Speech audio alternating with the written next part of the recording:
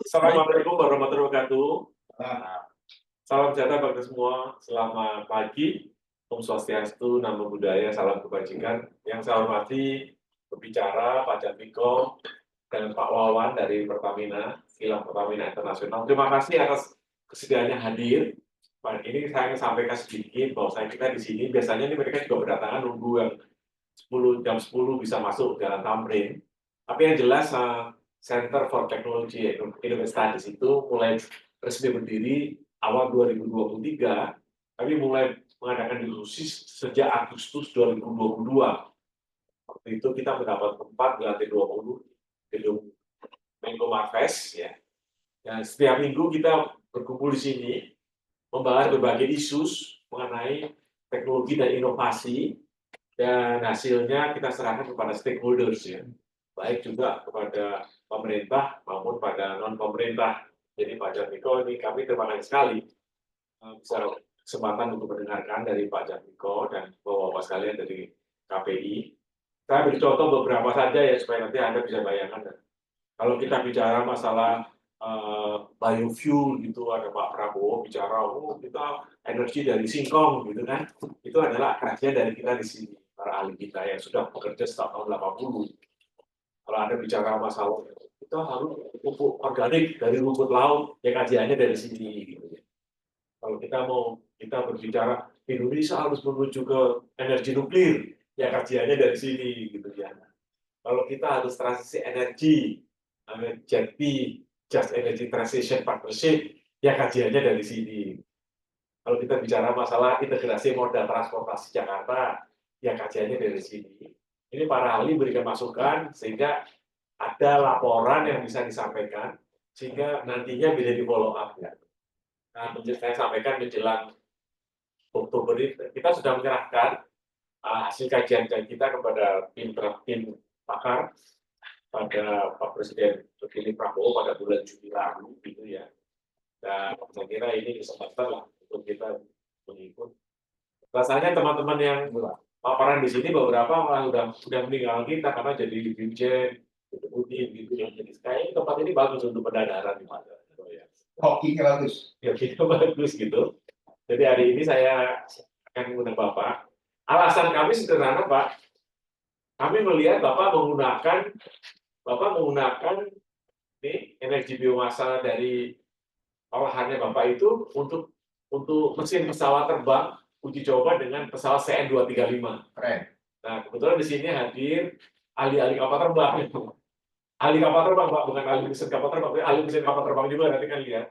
Kalau memang Bapak bisa merubah ini kan berarti aftur kita ke depan nggak usah impor.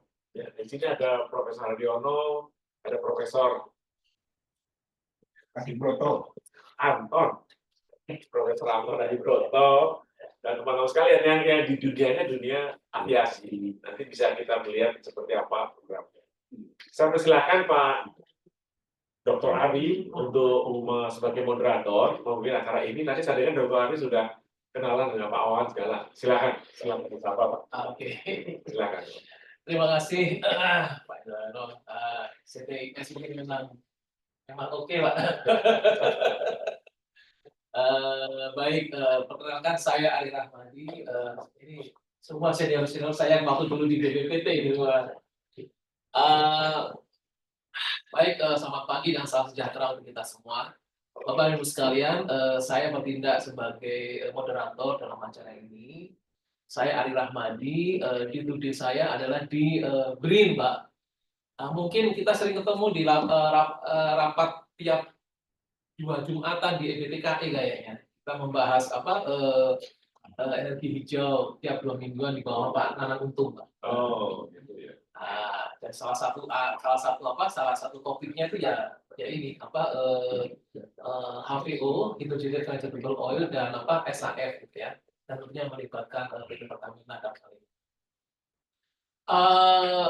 Bapak Ibu sekalian, kita ada pembicara tunggal, tapi bukan tunggal dari si Pertaminanya.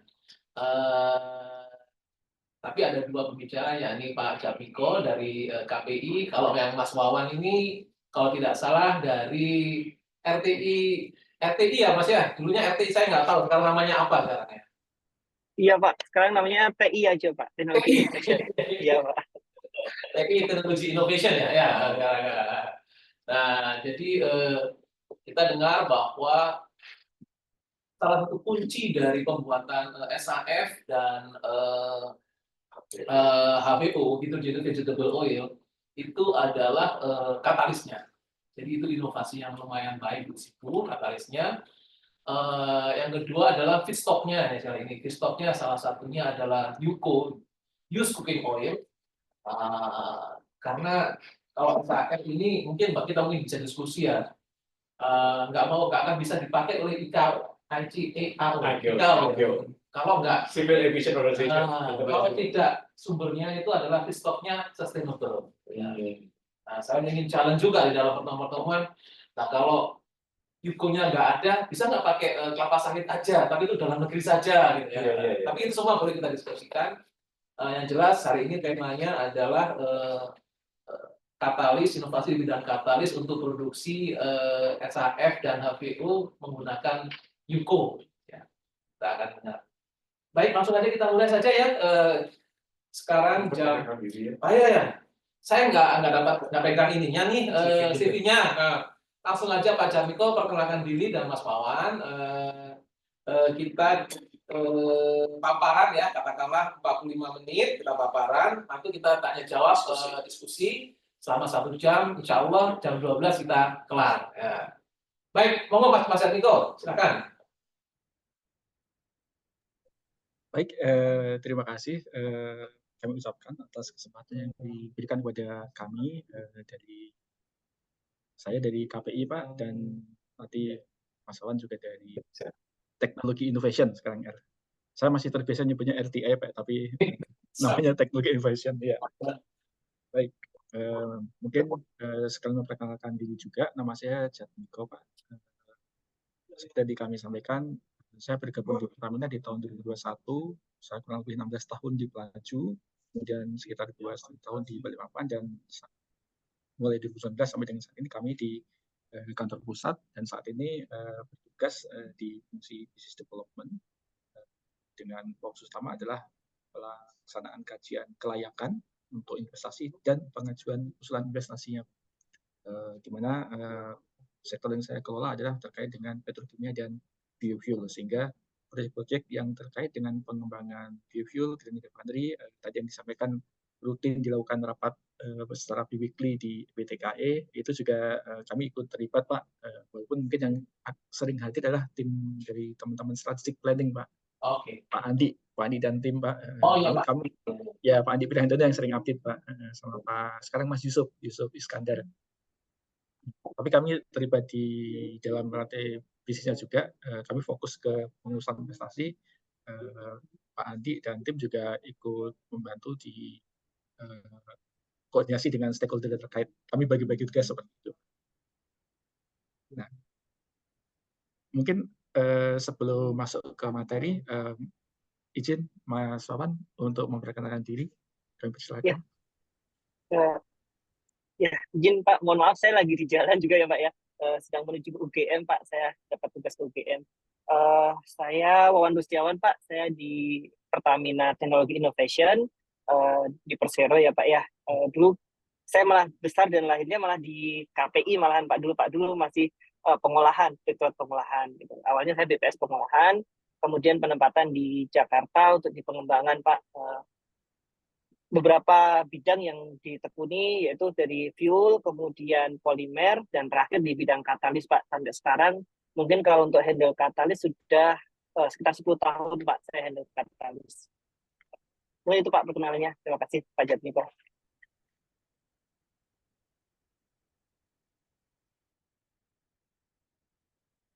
Monggo Pak.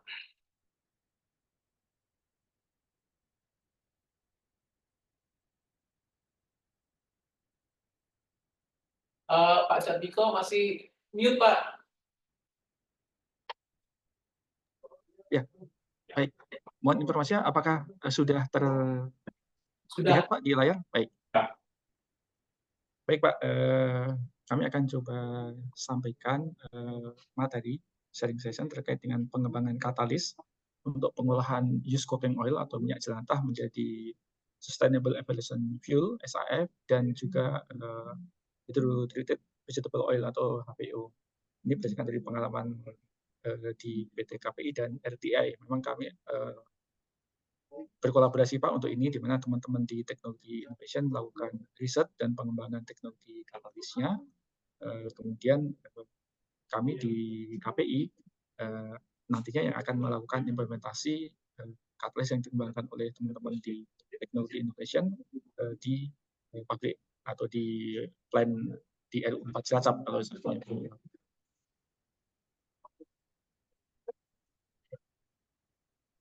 Baik,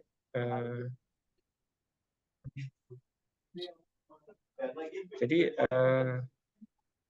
mungkin Bapak-Bapak juga sudah mengetahui mengenai standar ASTM yang memang sampai dengan saat ini ada 6 jenis proses untuk produksi SAF yang diakui untuk menghasilkan SAF, synthesized hydrocarbon, yang dapat digunakan dalam after, Pak. Nah, ada 6, yaitu Fischer-Tropsch, itu proses synthesized paraffinic kerosene, SPK. Kemudian yang kedua inilah yang HEFA, synthesized paraffinic kerosene dari ester dan fatty acid yang dilakukan hydroprocessing. Kemudian synthesize juga isoparafin ini dari fermented sugars. Kemudian sama juga synthesize kerosene itu dari proses alkilasi, dari light aromatic, dari sumber-sumber yang di luar petroleum. Nah, kemudian alcohol to jet juga sedang berkembang juga Pak teknologinya.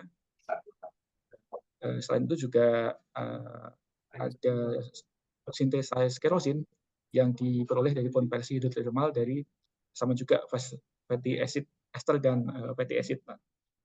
Dari 6 jenis proses yang sudah diakui oleh ASTM ini, sejauh yang kami ketahui memang HEFA ini ada yang paling populer dan paling banyak diimplementasikan, termasuk yang kami implementasikan di Cilacap saat ini melalui revamping maupun nanti yang akan dikembangkan dalam proyek Green Refinery yang baru. Ini berbasis pada proses hidroproses dari trigliserida dari ester dan fatty acid, Pak. Tampilannya agak ya. Jadi saat ini unit kami yang di RU4 Cilacap kita sudah melakukan revamping Pak di tahun 2020-an awal kemarin, 2022. Secara umum proses Green Refinery sebenarnya ada 4 proses utama Pak, yaitu pretreatment ini untuk menghilangkan impurities-impuritiesnya agar feedstock yang nanti diolah di unit utamanya tidak mengganggu katalis. Kemudian ada proses menghidrogenasi untuk menghilangkan oksigen sehingga didapatkan rantai parafin ikatan tunggal yang untuk nantinya akan menjadi produk bisa HVO maupun SAF seperti itu. Dengan bentuk samping berupa propan dan air. Jadi trigliserida kita potong dengan proses hidrogenasi, Pak. Kemudian sebenarnya juga ada proses isomerisasi ini untuk memperbaiki kualitas flow properties-nya, di mana rantai panjangnya yang yang normal itu dikonversi dengan proses isomerisasi dengan katalis isomerisasi sehingga menjadi rantai cabang yang memperbaiki flow properties-nya. Kemudian juga ada proses cracking ini untuk mendapatkan rentang senyawa yang tepat untuk produk yang diinginkan, tergantung kepada rantai alkyl dalam trigliserid yang ada di dalam feedstock-nya, Pak. Kalau di Indonesia ini yang paling berlimpah adalah minyak kelapa sawit, di mana minyak kelapa sawit ini adalah rantai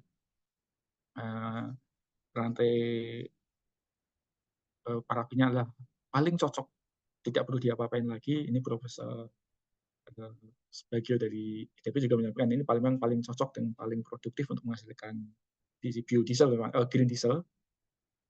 Tapi kalau rantai ini ingin kita gunakan menjadi SAF, maka kita perlu melakukan cutting, Pak. Perlu kita pecah agar titik-titiknya mencapai target yang diinginkan untuk cutting sustainable aviation fuel. Nah, untuk unit saat ini yang kami lakukan revamping di R4 Cilacap ini, kami hanya punya teknologi atau proses yang hydrodeoxygenation ini, Pak.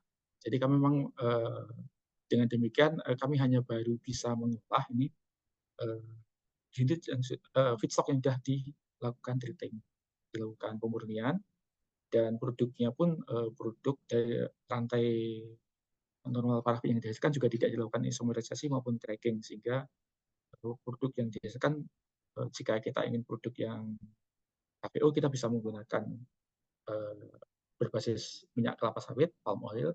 Jika kita ingin memproduksi SAF, maka mau nggak mau kita harus mengambil feedstock yang rantai parafinnya sudah cocok, yaitu palm kernel oil, Pak. Karena itu yang paling cocok untuk memproduksi SAF tanpa perlu melakukan cracking. Sehingga saat ini jika kita ingin memproduksi HVO, kita menggunakan feedstock ini adalah RBDPO, Pak. Jadi palm oil yang sudah di-refine, sudah di-treating, sehingga tidak diperlukan treating di depan, di pre-treatment, Pak. Produk akhirnya pun langsung bisa menjadi HVO. Namun demikian, pada saat kita ingin memproduksi SAF, maka feedstock yang kita pilih adalah LPDPKU, namun dalam bentuk masih harus dilakukan co-processing, kita tidak bisa full 100%, jadi digabung dengan komposisi sekitar 2,4%, Pak. Hasil akhirnya adalah langsung menjadi SAF yang terblending dengan afternoon berbasis fossil fuel. Kurang lebih ini yang kami saat ini punya, Pak, yaitu di Cilacap. Untuk pengembangan ke depan, saat ini memang kita belum mengembangkan teknologi prosesnya sendiri dengan teman-teman RTI yang nanti dibantu kita fokus pada pengembangan katalisnya dulu, Pak. Sehingga untuk teknologi prosesnya kami masih berkomunikasi dengan beberapa penyedia lisensi teknologi. Ada 4 yang terkemuka, Pak, dan memang selama ini sudah sering berinteraksi dengan PT KPI untuk bisnis BBM, yaitu ada Honeywell UOP dengan teknologi eco-finding-nya, kemudian Topsoe dengan teknologi Hydroflex, Pak, dan ada Accent dengan teknologi vegan, dan Chevron Lumus Global dengan teknologi Isotera. Pada dasarnya keempat lisensi ini ada kemiripan, tapi tentunya dengan keunggulan dan masing-masing, Pak. Prinsipnya ada prosesnya sama dengan tadi, ada proses deoxygenation dan isomerization, kemudian juga ada proses cracking yang di eco-binding. Dan di Topsoe juga demikian, ada hydrodeoxygenation, dan ada isomerization, waxing-nya, dan kemudian ada proses cracking-nya. Komposisi atau konfigurasi yang digunakan tentu akan menyesuaikan dengan rencana kita dalam asumsi bisnisnya. Demikian juga dengan Accent vegan dan Isotera juga sama. Untuk di R4 Cilacap ini yang revamping TDHT existing yang sekarang sudah berjalan, sudah bisa memproduksi G24 ini menggunakan lisensor dari Honeywell, Pak. Tapi untuk yang new green refinery kami menggunakan Topsoe. Saat ini sedang proses PIDP-nya untuk desainnya sudah selesai. Kami sedang berkoordinasi secara internal untuk menyiapkan pada langkah berikutnya untuk menyusun front-end engineering design. Mungkin ini adalah overview, Pak, dari beberapa properties biofuel yang bisa diproduksi. Saat ini di Indonesia kita sudah menggunakan FAME untuk blending sampai dengan B35 saat ini. Yang akan kita produksi di Green Refinery ini adalah HVO dan SAF, Pak. Memang secara pricing pasti HVO dan SAF ini jauh lebih mahal dibandingkan FAME, namun memang ada beberapa kualitas yang memang lebih superior dibandingkan dengan FAME. Karena kita di negeri tropis, mungkin problem-problem terkait dengan suhu yang rendah tidak menjadi kendala, sehingga kalau di negara-negara 4 musim rata-rata maksimum kandungan PAME itu di 7% itu sudah tinggi. Kalau kita masih bisa beroperasi normal kendaraan diesel kita pada komposisi PAME sampai dengan 35% yang sampai dengan saat ini sudah kita. Memang dari HPO dibandingkan diesel PAME ini Pak yang paling signifikan adalah stabilitas oksidasinya karena sudah terhidrogenasi. Kemudian angka setannya juga jauh lebih tinggi Pak. Jika Pertatex itu adalah minimum 51, 53, biodiesel PAME juga bagus sebenarnya. Tapi kalau HP itu bahkan jauh lebih tinggi lagi Pak. Kemudian challenge terkait dengan storage, jadi ini penyimpanan, distribusi dan seterusnya ini jauh lebih baik karena dia tidak mengikat air dan dia bisa langsung digunakan untuk langsung sebagai bahan bakar di mesin diesel. Yang direktur ini datang. Nah ini mungkin sedikit flashback dari apa yang telah dilakukan oleh Pertamina dan saat ini dilanjutkan oleh KPI sebagai subholding refining and petrochemicals Pak. Jadi kita ada 3 atau mungkin 2 strategi yang kita lakukan untuk pengembangan biofuel ini. Yang pertama adalah co-processing, yaitu kita menggunakan unit existing tapi kita mencampur feedstock yang dari berbasis fuel minyak bumi dengan bahan baku yang berbasis biomas. Dan kita juga menyiapkan unit-unit konversi dengan melakukan revamping di DDHT dan dengan revamping di Cilacap yang sedang proses desain. Nah, kalau bicara tata waktu, proses pengembangan untuk biofuel untuk mendukung kebijakan pemerintah dalam menaikkan bauran energi untuk energi baru terbarukan ini dimulai dari tahun 2014 Pak, sudah 10 tahun, hampir 10 tahun yang lalu. Dimulai dari co-processing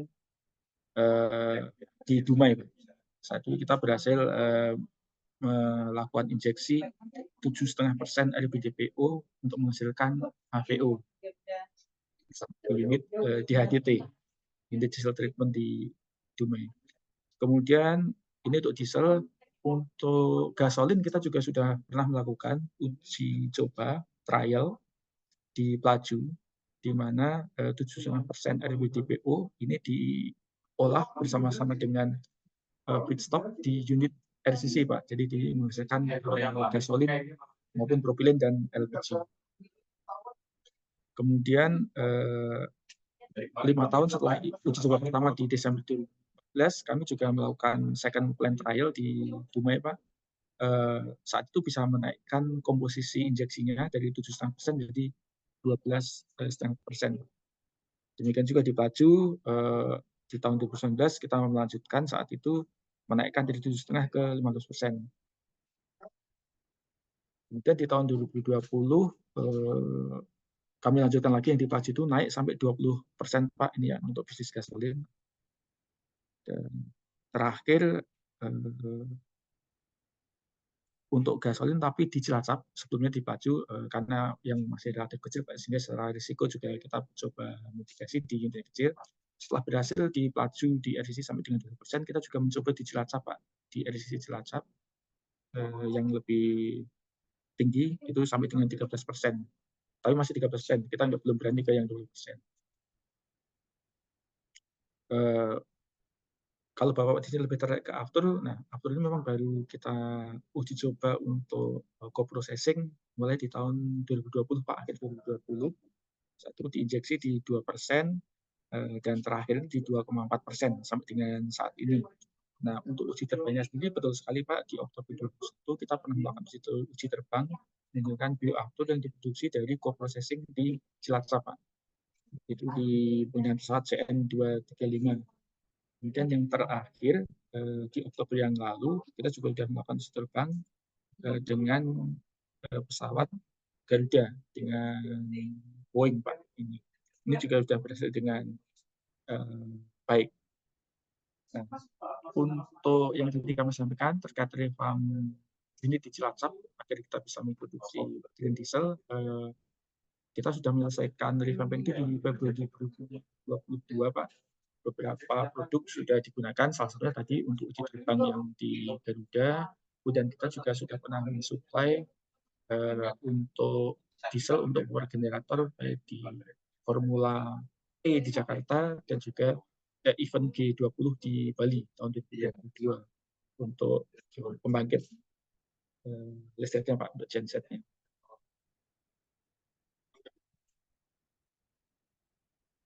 Mungkin ini gambaran Pak unit konversi yang saat ini sudah kami selesaikan reviewnya di 2022, di mana saat ini kami memang hanya baru bisa mengolah RBDPO feedstock yang sudah dilakukan pemurnian di industri kelapa sawit, karena memang kita belum menginstall unit treatment-nya Pak, untuk menghasilkan HPO. Namun jika kita ingin produksi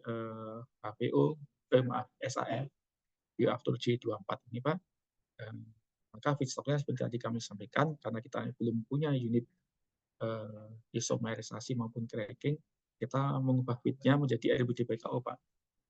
RBDPKO ini yang memang langsung bisa cocok rantai alkesnya itu menjadi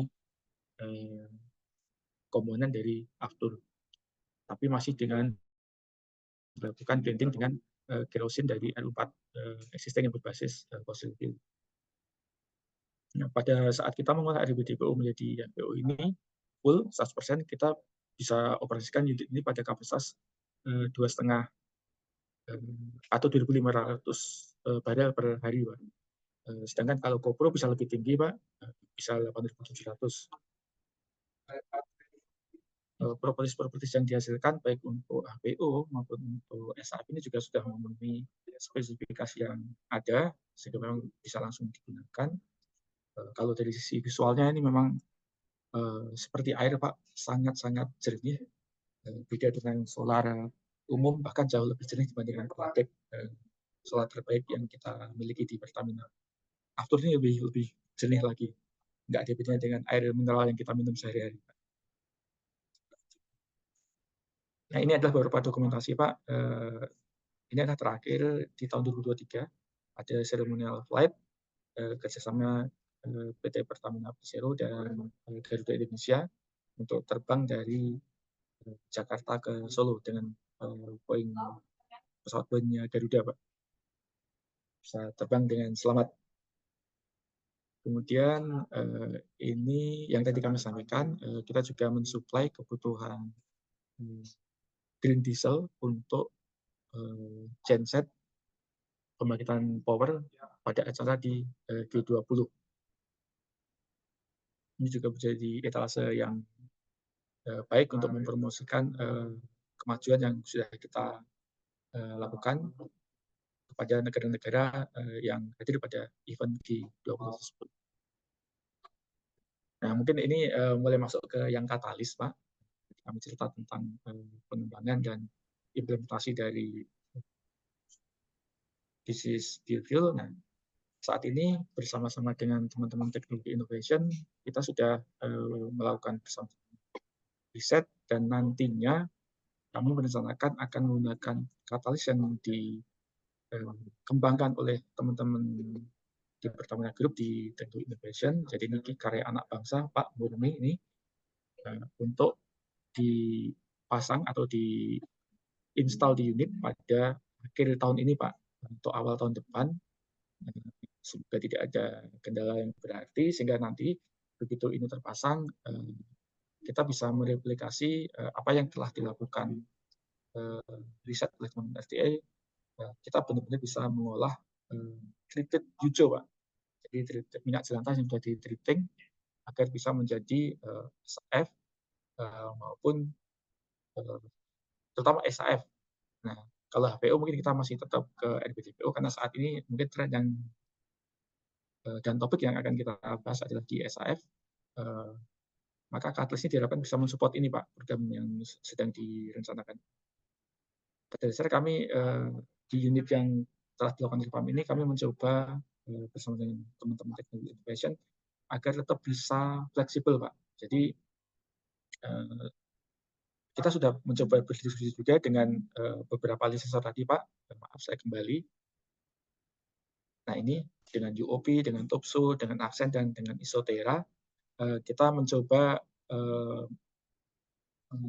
sounding kepada release sensor ini apakah bisa atau mempunyai katalis atau teknologi yang bisa fleksibel, bisa mengolah berbagai jenis feedstock untuk berbagai jenis mode operasi.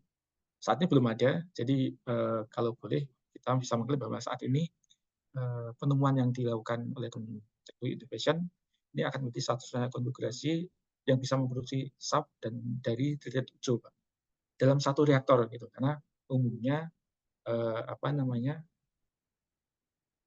sensor tadi bisa menyiapkan teknologi, tapi dalam 2 reaktor yang terpisah, Pak, seperti itu.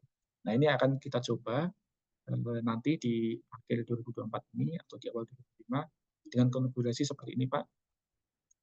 Jadi seluruh katalis tadi, katalis untuk hydrodeoxygenation, untuk cracking yang selektif agar nanti rantainya bisa masuk ke dalam cutting-nya SAF, dan juga isomerisasi untuk memperbaiki cold flow properties, karena SAF juga punya kebutuhan untuk freezing point yang sangat ketat, itu digunakan di dalam satu reaktor, sehingga harapannya nanti kita bisa mengimprove apa yang saat ini kita sudah lakukan di TDHT RU Cilacap, Pak. Kalau tadinya hanya bisa menghasilkan co-processing after dan diesel, baik fosil maupun biodiesel atau green diesel, sesudah kita menggunakan katalis dengan konfigurasi yang baru ini, harusnya kita bisa fleksibel di 4 mode ini, Pak. Kemudian katalisnya juga yang saat ini kita masih pakai katalis dari UOP, Pak, dari tahun 2022. Harapannya ini kita sudah menggunakan katalis yang dikembangkan sendiri oleh Pertamina, dan formulasinya dan pembuatan katalisnya akan dikerjakan bersama-sama dengan perusahaan yang terafiliasi, yaitu PT Katalis Energi Indonesia.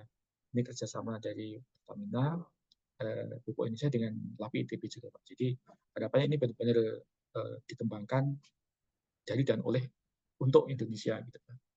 Dengan harapan nanti kita bisa memproduksi SAF setelah kita lakukan COC nanti di tahun. Nah, untuk penjelasan lebih detail mengenai katalis, mohon bantuan Mas Wawan, kami persilakan. Ya. Terima kasih Pak Jatmiko, izin ya Pak melanjutkan diskusi. Di sini kami mengembangkan katalis, Pak, tadi yang disampaikan oleh Pak Jatmiko, bahwa rata-rata memang pengembangan proses untuk pembuatan SAF maupun green diesel itu menggunakan dual reaktor, yaitu adalah hydrodeoxygenation dan satunya adalah isomerization untuk memperbaiki cold properties maupun freezing point. Nah, di sini teknologi tadi itu kita hybridkan sehingga terbentuklah reaktor yang tadi cukup menggunakan satu reaktor, dia bisa menghasilkan SAF dari used cooking oil. Nah, prosesnya pada umumnya adalah dijabarkan di slide ini, Pak. Yang pertama adalah katalis NHDO, ini adalah new hydrodeoxygenation. Semua katalis ini kami sintesis bersama teman-teman dari PT KPI, Pak. Jadi patennya pun juga bersama teman-teman KPI. Ini adalah katalis-katalis yang kami sintesis, di mana NHDO ini berfungsi untuk menyingkirkan oksigenat tadi, kemudian dia juga berperan awal dalam hidrogenasi untuk double bond. Kalau kita tahu bahwa di used cooking oil banyak sekali memiliki olefin, oksigenat yang terpecah, dan juga warna yang gelap, seperti itu. Nah, NHDO ini berperan penting dalam menyingkirkan semua tadi. Diperolehlah parafinik kerosin, kalau misalkan dia diesel adalah HVO, kalau dia adalah used cooking oil yang diarahkan menjadi SAF, maka dia adalah parafinik HVO, kemudian masuk ke SCC. SCC adalah selective catalytic cracking, di mana dia berperan penting dalam menyingkirkan C16+, C15 ke atas, itu disingkirkan, diarahkan dari C12 hingga C14. Jadi memotongnya selektif seperti itu. Nah, teknologi yang selektif inilah yang penting, Pak, seperti itu. Jadi yang membuat dari mana dia menjadi rantai panjang seperti apapun, kita selektifkan ke C12 hingga C14. Nah, disinilah teknologinya sudah memiliki teknologi nanoteknologi, seperti itu. Nah, setelah itu, setelah disingkirkan semua tadi, rantai-rantai yang tidak diharapkan, maka untuk memperbaikan cold properties-nya, maka dia diarahkan menjadi isoparafinik. Tujuannya adalah untuk mendapatkan freezing point sampai targetnya di berapa. Misalkan untuk aftur di minus 51, minus 55, maka dengan isomerisasi standar itu bisa dilakukan. Namun jika diinginkan semuanya mengolah 100% feedstock, maka memang membutuhkan 2 reaktor karena waktu tinggalnya yang dibutuhkan cukup lama. Sehingga bisa didapatkan aftur yang memiliki freezing point sampai -70 derajat Celcius. Nah, selain itu ternyata untuk bahan bakar pesawat itu membutuhkan aromatik di mana kebutuhannya adalah 9% aromatik. Tujuannya adalah untuk mempertahankan elastisitas dari o-ring dari pesawat seperti itu. Maka perlu adanya aromatik.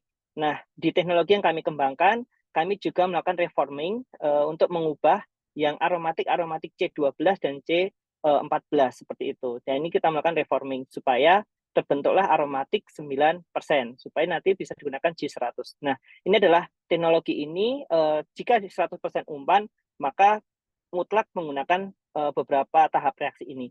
Namun jika diharapkan hanya tadi coprocessing, maka keempat katalis ini bisa kita gabungkan menjadi satu bagian reaktor yang tadi Pak Jatmiko sampaikan. Seperti itu, Pak. Untuk detail katalis nanti mungkin bisa di sesi tanya jawab nih Pak Jatmiko. Saya siap membantu, Pak. Seperti itu. Ya. Baik, terima kasih Mas Wawan. Jadi untuk mungkin izin kembali ke sini Pak, ke slide sebelumnya. Jadi untuk yang saat ini kita pasang memang baru 3 katalis awal ya Mas Wawan ya. Untuk deoxygenation, kemudian SCC-nya selective cracking catalyst dan isom catalyst. Seperti itu. Mungkin sebagai penutup Pak, kami dapat sampaikan bahwa selain reform TDHT yang nanti akan kita lakukan loading katalis yang dikembangkan bersama dengan teman-teman teknologi innovation, kami juga saat ini sedang mengembangkan new green refinery di RU4 Cilacap dengan kapasitas yang lebih besar.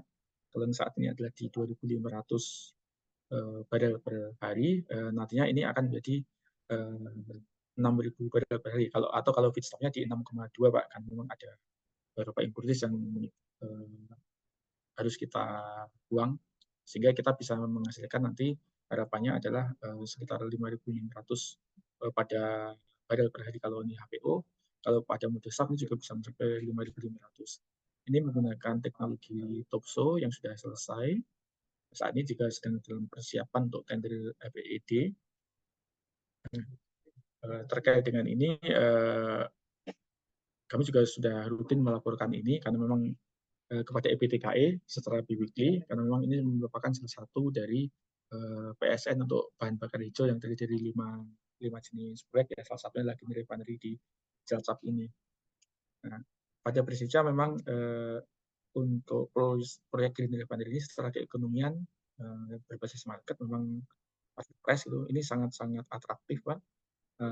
Namun memang bagaimanapun juga sebelumnya kita pahami bahwa fuel berbasis bio ini, baik HPO maupun SAF ini secara pricing memang tinggi. Secara biaya investasi juga berlipat, secara operating expenses juga berlipat, sehingga memang di market harga yang terbentuk itu adalah sangat tinggi. Tentu di sini perlu perlu campur tangan, perlu peran serta regulator untuk dapat mempertemukan seluruh kepentingan stakeholder ini, baik dari sisi produsen maupun dari sisi konsumen, maupun juga kalau kita bicara khusus transportasi ini adalah di engine manufacturer atau maskapai kalau di industri transportasinya. Mungkin demikian Pak yang dapat kami sampaikan mengenai apa yang telah kami lakukan di KPI, di Pertamina Group untuk pengembangan green refinery dan rencana kami ke depan. Ini itu yang dapat kami sampaikan. Selanjutnya kami kembalikan ke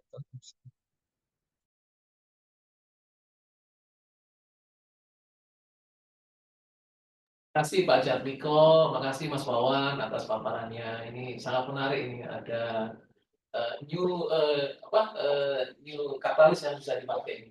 Baik, kita langsung buka pertanyaan ya. Monggo, Bapak. Maaf, langsung. Pertanyaan pun sangat basic ya. Jadi begini, ini proses. Kenal Bapak. Oh iya, saya Haryono Jodiarjo. Profesor Haryono, penerima Nustaryo Award, Mantan deputi BPPT dulu. mantan kepala lapan. Mantan kepala lapan. Oke.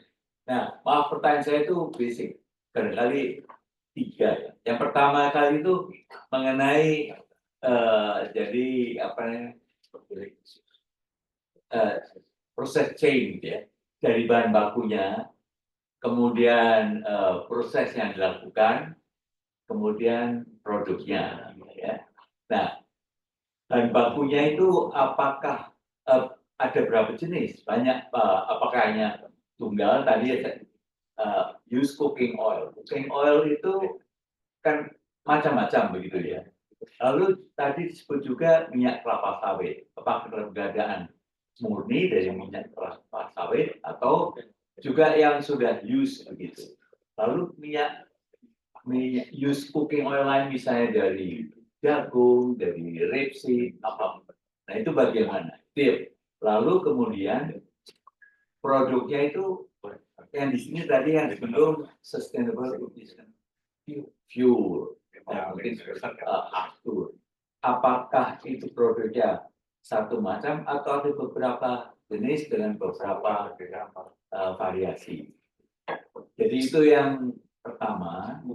Yang kedua ada persen energi yang yang mengenai bahan baku tadi itu yang secara praktis apakah dikumpulkan dari konsumen cooking oil and wastage jadi dianggap economically mungkin very low price gitu ya. Itu jadi yang kedua tentu investasi untuk proses cracking ini.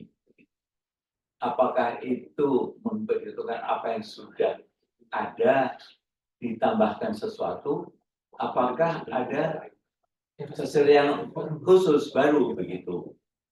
Dan terkait dengan itu adalah mengenai katalisnya. Begitu. Jadi katalisnya itu perhitungan ekonomi dan energinya bagaimana? Apakah kira-kira itu aja dulu yang ingin saya tanyakan. Terima kasih. Oke, monggo Pak Carmiko dijawab. Baik, terima kasih Pak Sulistino. Jadi baik, mungkin yang pertama terkait dengan feedstock Pak ya, ada beberapa aspek terkait dengan jenisnya, juga terkait bagaimana collecting-nya, terutama yang berbasis fish tadi. Jadi untuk jenis feedstock sendiri, kalau unit existing Pak yang saat ini kita sudah lakukan revamping ini, memang masih terbatas pada feedstock yang sudah dilakukan treatment, dilakukan pemurnian Pak. Karena memang katalisnya, kita belum punya unit treatment-nya. Jadi tergantung modenya tadi Pak. Jadi kalau kita ingin memproduksi HVO atau diesel, karena kita hanya punya HDO katalis tadi Pak, itu deoxygenation katalis, kita memilih feedstock yang paling sesuai itu RBD-PO Pak. Jadi dari berbasis palm oil, karena di sini rantai trigliseridanya itu sudah pas, sangat pas untuk diesel sekitar C18, C19 Pak. Seperti itu. Nah ini memang kita lakukan pembelian ini kepada industri kelapa sawit yang ada di Indonesia Pak. Karena memang kita dan Malaysia berdua di dunia adalah leader di industri kelapa sawit. Nah kalau untuk yang after tadi kami sampaikan yaitu di palm kernel oil-nya Pak, karena di sini rantai algelnya memang pas di C12 sampai C14 sekitar itu Pak. Itu kedua jenis feedstock ini kita dapatkan atau kita beli dari industri kelapa sawit Pak. Dan untuk menjamin bahwa produknya nanti certified, kita juga mempersyaratkan bahwa supplier kelapa sawit yang tempat kita melakukan pembelian ini juga sudah produknya tersertifikasi seperti itu. Namun memang betul challenge-nya adalah di ICAO sendiri masih belum bisa menerima feedstock yang berbasis palm oil. Ini isu yang sama juga kita. Alasannya apa ya Mas? Kenapa Pak? IQ belum mau menerima feedstock dari palm oil. Alasannya apa? Lebih ke alasan sustainability, tapi yang muncul seperti itu Pak. Jadi mirip dengan alasan dari RED di Uni Eropa yang menganggap bahwa bahan baku berbasis kelapa sawit ini termasuk dalam kategori high ILUC Pak, yang indirect land use change itu. Ya, terkait jadi deforestasi itu lebih ke deforestasi. itu. Iya, betul Pak. Iya, Iya sih. Itu. tantangannya di situ. Namun demikian, dari RED di Uni Eropa maupun di ICAO bisa menerima meskipun berbasis palm oil, tetapi kalau sudah berupa minyak bekas pakai atau minyak jelantah, kalau Use palm oil. betul use oil minyak jelantah, karena dianggap sudah penggunaan kedua, ketiga seperti itu. Itu juga yang memang ini Pak, kalau boleh lagi cerita flashback, pada tahun 2020-an awal itu saat kita mencoba mulai mengembangkan ini, saat itu kan isunya adalah ada ban kelapa sawit dari Uni Eropa, sehingga kita perlu menyiapkan ekosistem di dalam negeri yang bisa mengolah itu, sehingga saat itu pun kami bergeraknya berbasis CPO Pak, crude palm oil. Kami sudah punya desain di Cilacap dan di Pelaju yang bisa mengolah CPO. Cuman memang kembali lagi karena memang kondisi kita, negara kita juga belum bisa untuk membackup secara finansial ya seluruh biaya yang timbul, karena kisarannya kalau harga green diesel Pak yang berbasis HVO ini maupun aftur itu bisa 2,5 sampai 3 kali lipat dari fossil fuel. Itu terbentuk ya memang dari, terutama memang feedstocknya sendiri juga lebih mahal Pak, CPO. Kemudian capex-nya juga lebih mahal, OPEX-nya pun bisa 3 kali lipat. Itu semua kemudian membentuk market price-nya. Namun untuk yang akan kami kembangkan Pak, yang ini, saya ke slide yang ini. Nah, yang akan kita kembangkan di Cilacap ini, feedstock-nya sudah kita desain untuk bisa mengolah 100% used cooking oil Pak, atau 100% palm oil mill effluent treatment, mill effluent oil-nya. Jadi minyak buangan yang terikut dalam buangan pabrik kelapa sawit. Itu juga diakui oleh ICAO maupun RED sebagai bahan baku yang bisa diterima di market. POME Pak, POME oil. Nah, itu unit yang baru ini bisa disiapkan untuk itu. Nah, tantangannya memang untuk POME maupun untuk UJO ini betul sekali Prof. Tadi itu ada terkait dengan bagaimana mengumpulkannya.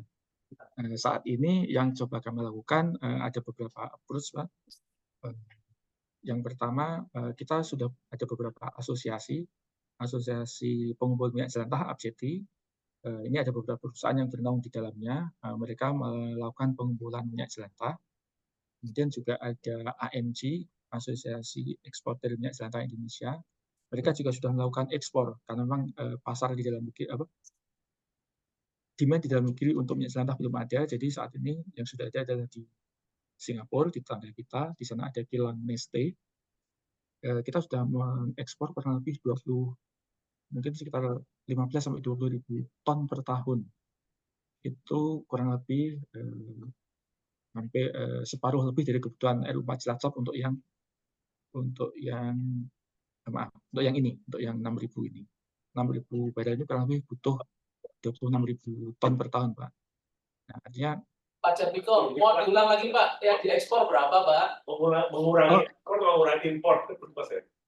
Ya, jadi minyak jelantah itu berkisar dari 15 sampai 20.000 ton per tahun, Pak, yang diekspor saat ini.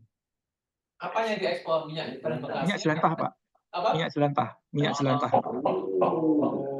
Used cooking oil. Menarik juga menjadi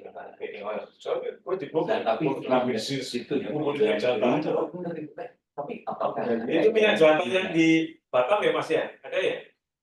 Maaf Pak, gimana? Ada pabrik minyak jelantah yang di Batam itu betul itu, Pak Jatmiko? Oh, bukan Pak. Ini jadi kalau yang kami cara ngumpulnya, saya tanya cara ngumpulnya gimana Pak? Saya mau jadi community based Pak. Jadi ada dua Pak, community based maupun sama dengan industri restoran. Jadi mereka akan mengumpulkan dibikin pool di kawasan-kawasan tertentu, kemudian mereka kumpul. Salah satu yang besar yang pernah kami kunjungi adalah PT GML itu ada di Daan Mogot di Jakarta sini Pak. Mereka sudah mengumpulkan, mereka ada tangki-tangki penampung, kemudian mereka lakukan pembersihan. Jadi kalau Bapak Maksud saya gini Pak, ini kan bisnis UKM bisa jadi tukang kumpul kan Pak? Iya. Maksud saya betul Pak, betul sekali. Jadi penjual gorengan, restoran-restoran besar maupun yang masyarakat itu bisa dikumpulkan. Jadi ini community based Pak malah. Ya, betul. Ada solusi juga. Jadi mengenai Ya, berikut Pak. efektivitas dari ekonomi. Oke, Pak, efektivitas dari segi ekonomi dan dari segi energi bagaimana, Pak? Ya, nah memang betul Pak. Tadi kami sampaikan challenge terbesar, salah satu challenge besar dari bisnis biorefinery ini adalah penggunaan feedstock. Tentu tidak murah Pak. Namun sampai dengan saat ini kan kalau kita di rumah kan pasti minyak jelantah itu ya dibuang saja gitu. Ada sebenarnya itu punya nilai ekonomis kalau bisa dikumpulkan. Ada beberapa ide-ide pengumpulan teman-teman kami di Subholding Commercial and Trading juga sedang mencoba menyusun Pak skema bisnis, mengumpulkan di SPBU, menyiapkan sistem di SPBU atau di penjual LPG Pak, karena itu sudah ada di seluruh Indonesia. Idenya, namun ini masih dalam perencanaan Pak, bisa menukarkan minyak jelantah misalkan dengan BBM. Karena memang harganya ada Pak. Dan kalau boleh jujur, harga minyak jelantah itu di market itu ya hampir sama atau malah sama dengan harga minyak goreng baru Pak, per liternya. Iya. Dihargai seperti itu gitu.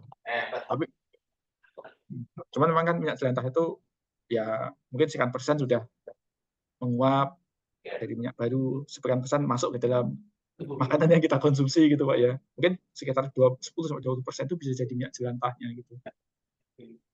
Mungkin kalau guyonan di Indonesia kan minyak jelantah itu malah habis kita makan Pak, di sambal enak sekali gitu. Tapi tadi dari Pak Aryono belum selesai nih Pak mengenai energi. Terus yang kedua, apakah ini investasi baru atau tambahan existing aja gitu ya? Baik Pak, jadi untuk yang pertama mungkin terkait fasilitas Pak. Jadi untuk yang revamp TDHT saat ini Pak, kita pure menggunakan peralatan existing atau unit existing Pak. Namun memang ada beberapa modifikasi, ada beberapa minor peralatan yang kita tambahkan. Seperti itu. Katalisnya kita ganti, kemudian kita ganti beberapa bagian. Itu revamping Pak. Namun untuk yang baru, yang akan kita bangun yang ini Pak, ini seluruhnya baru Pak. Oh, semuanya baru. Seluruhnya baru, ya. Dan tidak impor. Nah, sekarang mengenai katalisnya, apakah katalis yang dipakai untuk existing ini, apakah punyanya impor seperti UOP atau Albemarle atau Grace, ataukah pakai katalis bikinannya Mas Wawan ini atau existing katalis yang diproduksi oleh PT KSI PT Merah Putih itu, nah, gimana Pak?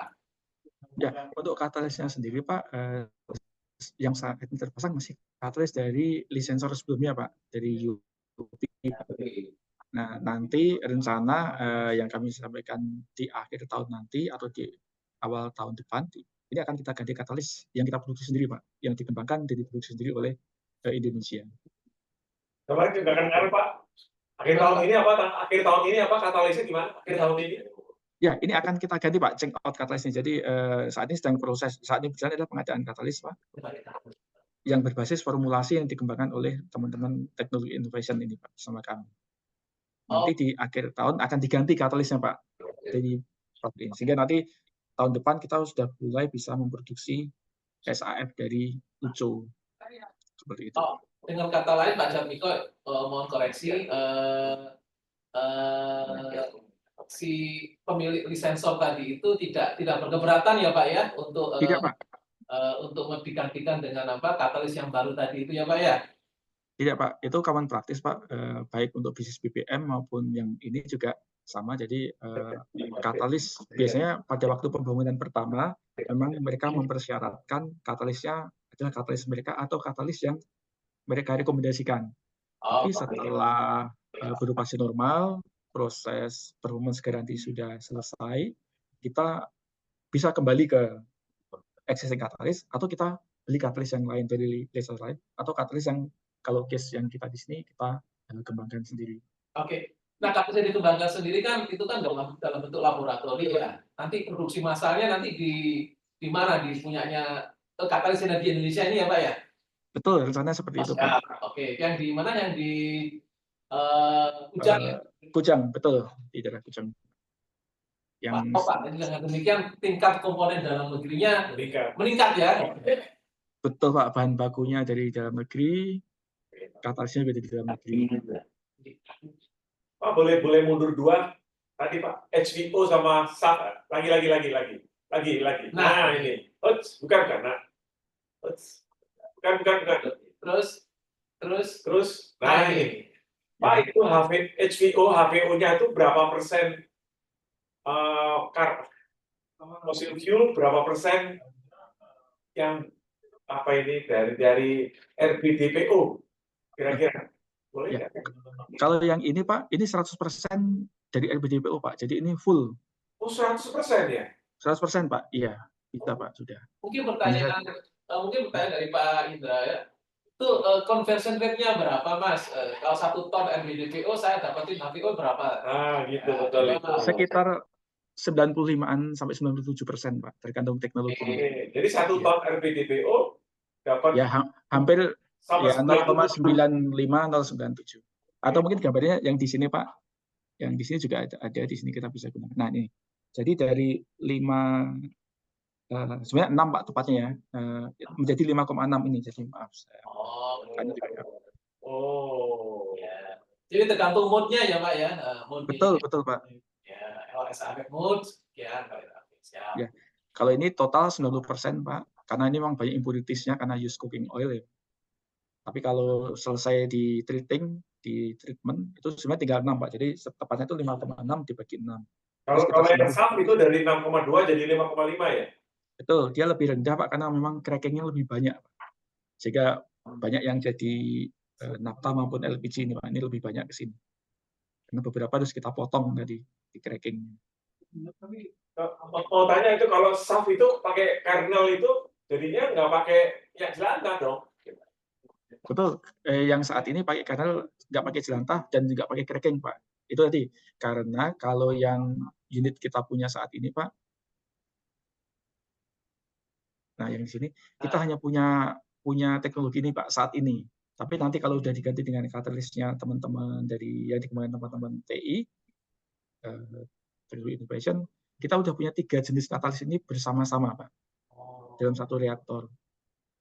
Jadi dengan demikian, dengan katalis yang baru tadi itu, unit operasinya tetap satu, reaktornya tetap satu, tapi sudah melakukan fungsi tiga proses ini ya Pak ya? Betul, ada 3 proses yang bisa dijalankan bersama-sama. Dan bisa fleksibel Pak. Bikin SAF bisa, bikin HVO bisa, atau kita tetap menggunakannya untuk produksi fossil fuel juga tetap bisa. Ada lagi pertanyaan Bapak? Monggo Pak. Nggak mau nanya pada makro aja, lanjutin pertanyaan sampean juga. Nggak, ini kilang ini ya. Ini kan saya mau nanya kilang secara makro aja Pak, bukan hanya yang green refine, ini kan banyak kilang-kilang. Iya Pak. Sekarang kan pilihan kita sekarang kita banyak import BBM ya dari luar.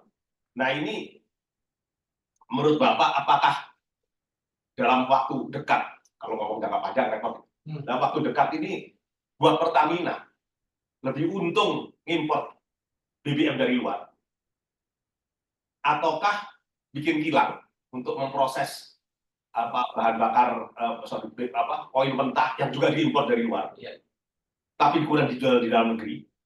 Sebab kilang-kilangnya kan juga produknya, barang-barangnya sebagian besar impor ya, walaupun juga ada produk yang dibuat di sini juga mestinya.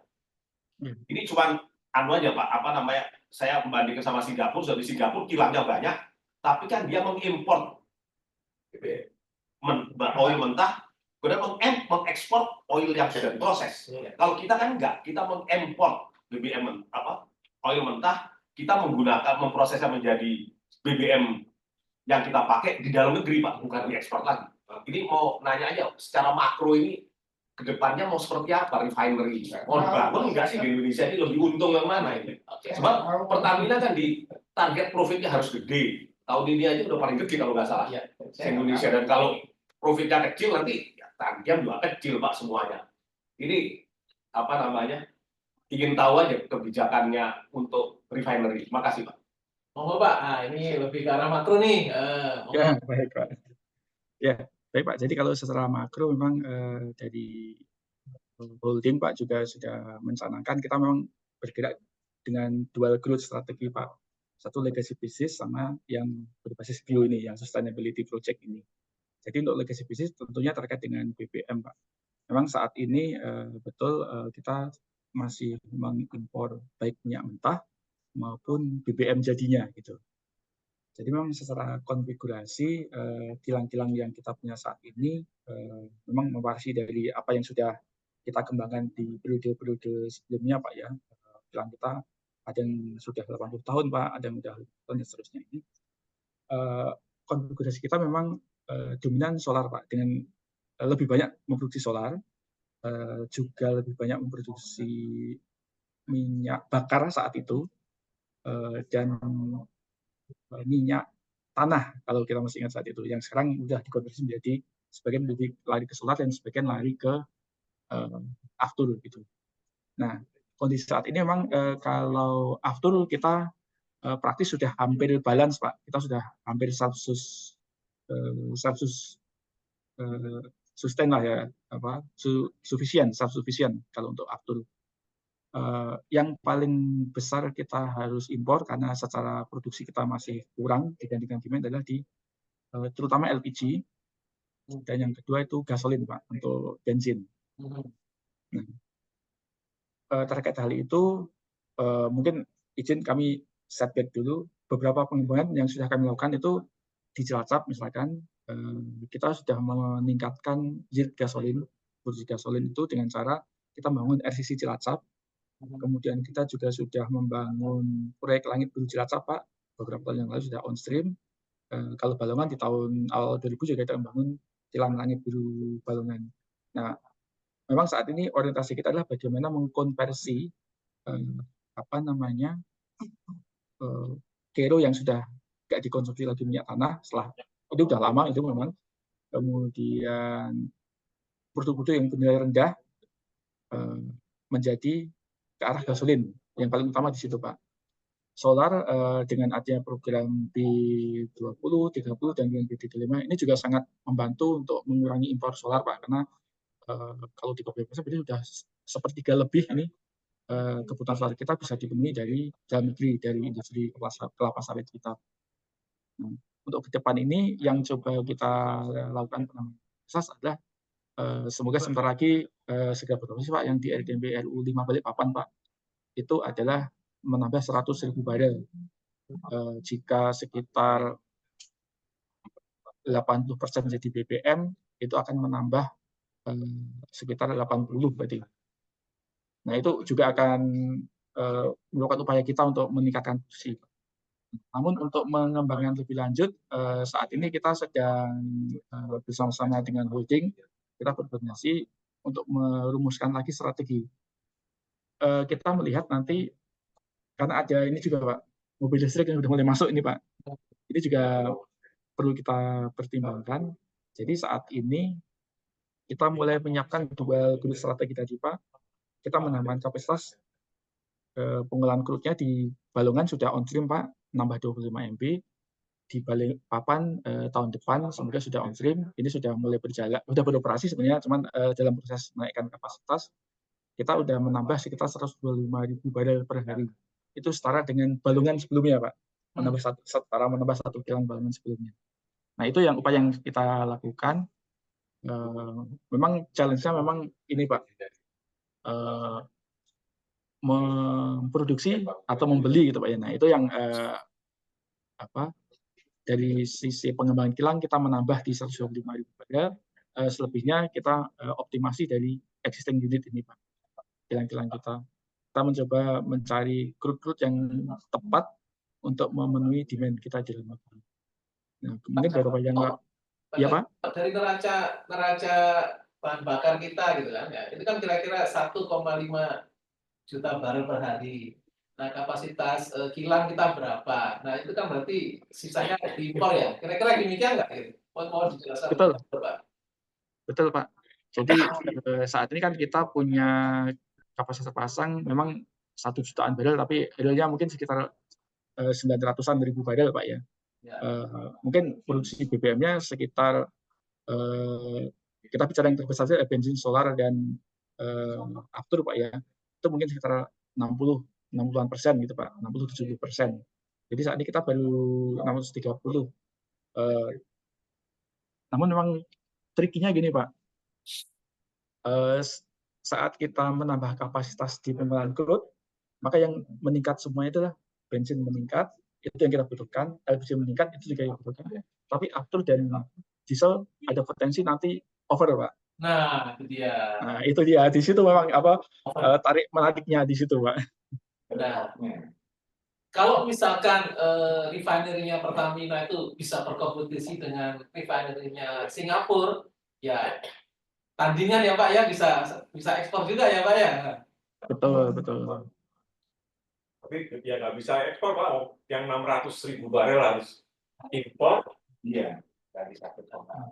Karena kan produksi itu kan atau menghasilkan solar sama itu ekspor. Pak, boleh mundur lagi, saya mau pasti berulang tuh Pak. Boleh mundur lagi Pak, tadi itu loh. Bapak tadi bilangnya yang kiri. Oke, lagi. Lagi. Mana sih tadi yang? Nah, ini loh. Saya bodoh di sini Pak. Pengen belajar saya Pak. HVO itu 100% dari RBDPO ya Pak ya, betul ya? Betul Pak. Kalau ini bioaftur itu berapa persen dari RBDPK? Nah, ini 2,4% dari RBDPK, Pak. 97,6% tetap dari kerosin, Pak. Oke. Masih digabung. 97% dari kerosin. 3% itu dari RBDPKO ya? Betul, Pak. 2,4%. Dan terus pesawatnya itu apa aja Pak selain CE235? Kemarin kita yang ini Pak, ini pakai Boeing Pak. Pakai banyak Pak. Boeing 7, maaf. Ini aduh. Ini mah hilang Pak ya? Enggak, belum kelihatan.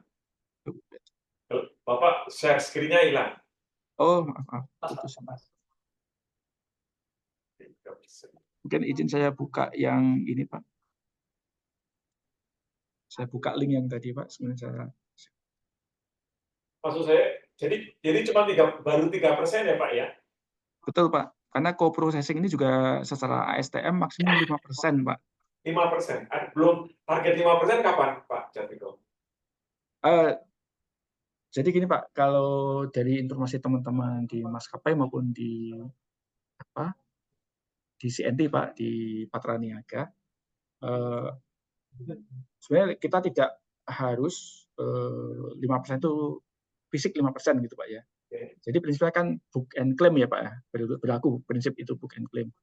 Jadi kalau kita ingin 5% ya setelah kertas kita jual sebagai 5%, tapi jumlah SAF murninya ya misalkan hanya 2,4, misalkan kita mengolah produksi 100 barel, maka 2,4-nya ini adalah 2,4 barel itu adalah SAF. Nah, kita bisa jual misalkan 50, maka 50 itu sebagai J4,8 itu juga bisa gitu Pak. Nah, kurang lebih seperti itu. Jadi kita bisa jualan paper gitu, paper base gitu, material balance base. Gitu. Kalau tadi HPO itu 100% betul Pak? HPO 100% Pak kalau HPO.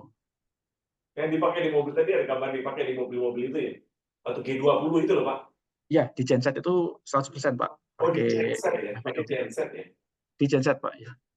Itu Pak, kalau di mobil memang cukup mahal Pak. Bisa 2,5 sampai 3 kali lipatnya harga solar. yang premium gitu Pak. Tantangan kita memang salah satunya di situ Pak, terkait dengan Kalau untuk aftur berapa tadi perbandingannya dengan harga aftur yang non gitu? kurang lebih sama Pak, 2,5 sampai 3 Lalu kali lipat itu tantangannya. walaupun dengan hanya 2,5% itu. Itu nanti komposit Pak, jadi yang 97% berarti kan tetap aftur normal, jadi 2,5 itu, maaf saya hitung cepat saja Pak, 2,4. Sedikit banget kok, iya. Mungkin nggak naik. Sedikit lah, sedikit. Ya, naik mungkin kalau itu setara dengan naik hampir 5% Pak, kurang lebih.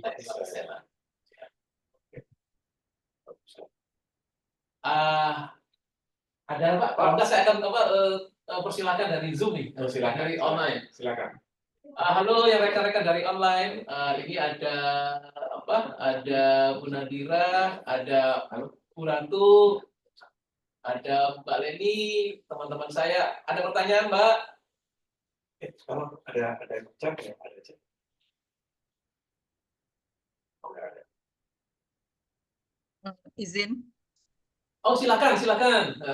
Siapa lagi? Bu Nadira. Halo Bu Nadira. Terima kasih Pak Ari. Assalamualaikum warahmatullahi wabarakatuh. Waalaikumsalam. Jadi apa namanya, kemarin tuh sempat kami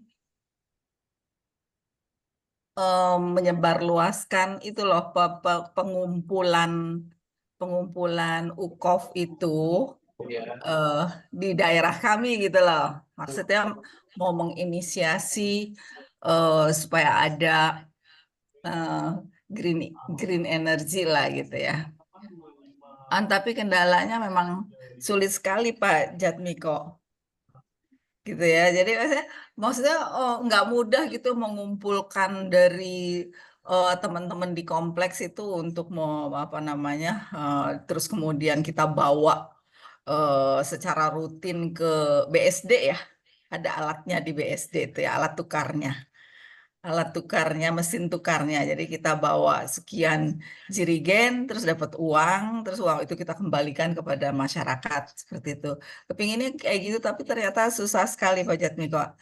Means untuk sustainability daripada proyek ini itu memang menjadi sebuah tantangan ya Pak Jatmiko ya. Jadi kami juga sedang berusaha membuat LCA dari Life Cycle Assessment dari UKOF ini, Pak. Mungkin nanti kalau udah keluar namanya udah publish baru kami bisa berikan kepada Pak Jatmiko. Tapi lebih luasnya kalau kita diberi kesempatan untuk bisa datang ke lokasi itu kami sangat berkenan Pak kalau bisa diizinkan. Gitu Pak. Terima kasih Pak Ari. Oke. Ya, betul sekali Bu, memang dan itu bukan cuma di kita Pak, Bapak Ibu-ibu di Indonesia, tantangan mengumpulkan minyak jelantah ini karena memang itu kan boleh dibilang barang bekas, barang kotor gitu ya, yang daripada dikumpul dibuang karena memang belum ada yang beli. Pernah ada penelitian juga kami dapat sharing itu, mungkin kalau negara yang kita anggap disiplin seperti Jepang itu pun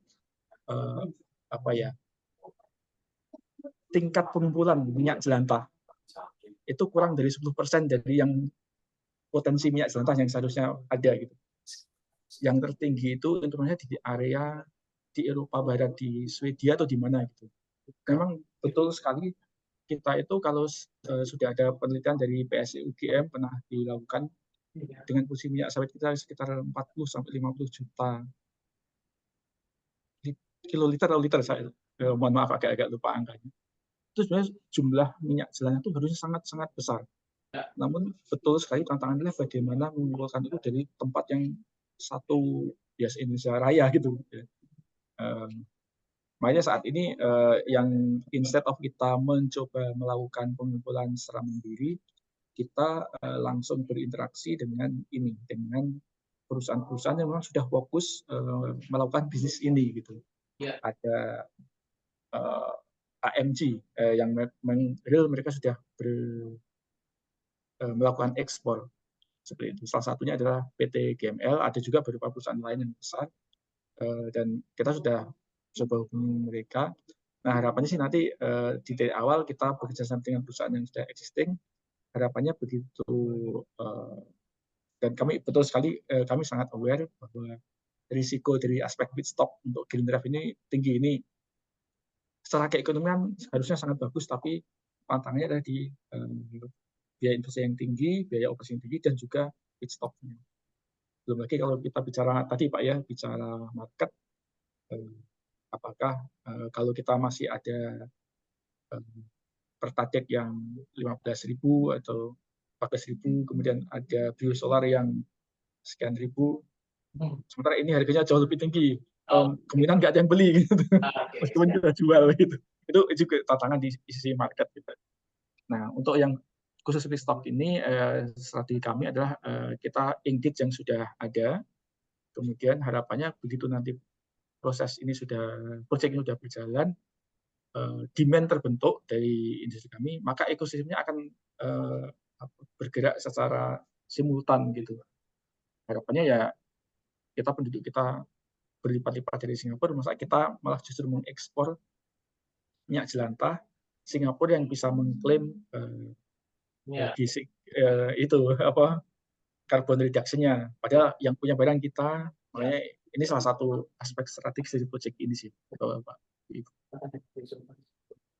Ya, jadi Pak Jatmiko, dengar-dengar pengumpulnya itu malah suka mengekspor ketimbang untuk dijadikan SAF ya. Oh ya, kebetulan Ibu betul sekali, saat ini pengumpul yang ada kebetulan yang bisa dan mau membeli memang baru industri di luar negeri, sehingga mereka mau nggak mau ya mereka ekspor. Tapi kita sudah komunikasi dengan dua asosiasi besar yang kita ketahui, APCD dan AMG. Pada dasarnya mereka sangat-sangat bersedia untuk menjual kalau ada demand dari KPI, dari Pertamina seperti itu. Oke. Kalau demand pasti, Bapak gini deh, siapapun yang punya minyak jelantah, Bapak pasti beli gitu sekarang ini. Itu dulu. Iya. Pasti ya. Ya gitu. Iya. Tadi gerakan massa itu silakan ya Pak. Oke. Ini Pak, dari sisi saya dulu, saya punya ide mengumpulkan minyak jelantah dari SD-SD di sekitar Cipasera. Cipasera itu daerah Serpong, Pamulang, Bintaro, Ciputat ya. Jadi anak-anak SD kita kumpulin, kita didik mengenai itu, bawa minyak goreng bekasnya ke kelas, nanti kita bikin perlombaan antar mereka, kita kasih award gitu. Di SD ada drumnya gitu. Nah, itu ada drumnya. Iya. Bisa jadi itu sebagai salah satu solusi. Saya akan gerakan ini via Menteri UKM. Nah, benar deh. Karena ini bagus banget ini kok gini sih. Sekarang kan yang mengumurkan plastik kantong plastik itu kan pengepul aja itu lewat keliling-keliling. Dari sekolah-sekolah, ini mungkin Pak, dari sekolah-sekolah kita kasih award, kita kasih sertifikat, kita kasih piagam sebagai pejuang lingkungan gitu ya Pak ya. Anak-anak itu senang dari awal Pak. Baik. Nah, ada lagi Pak pertanyaan dari rekan-rekan ini? Tapi saya tetap pada posisi jangan dari limbah Pak.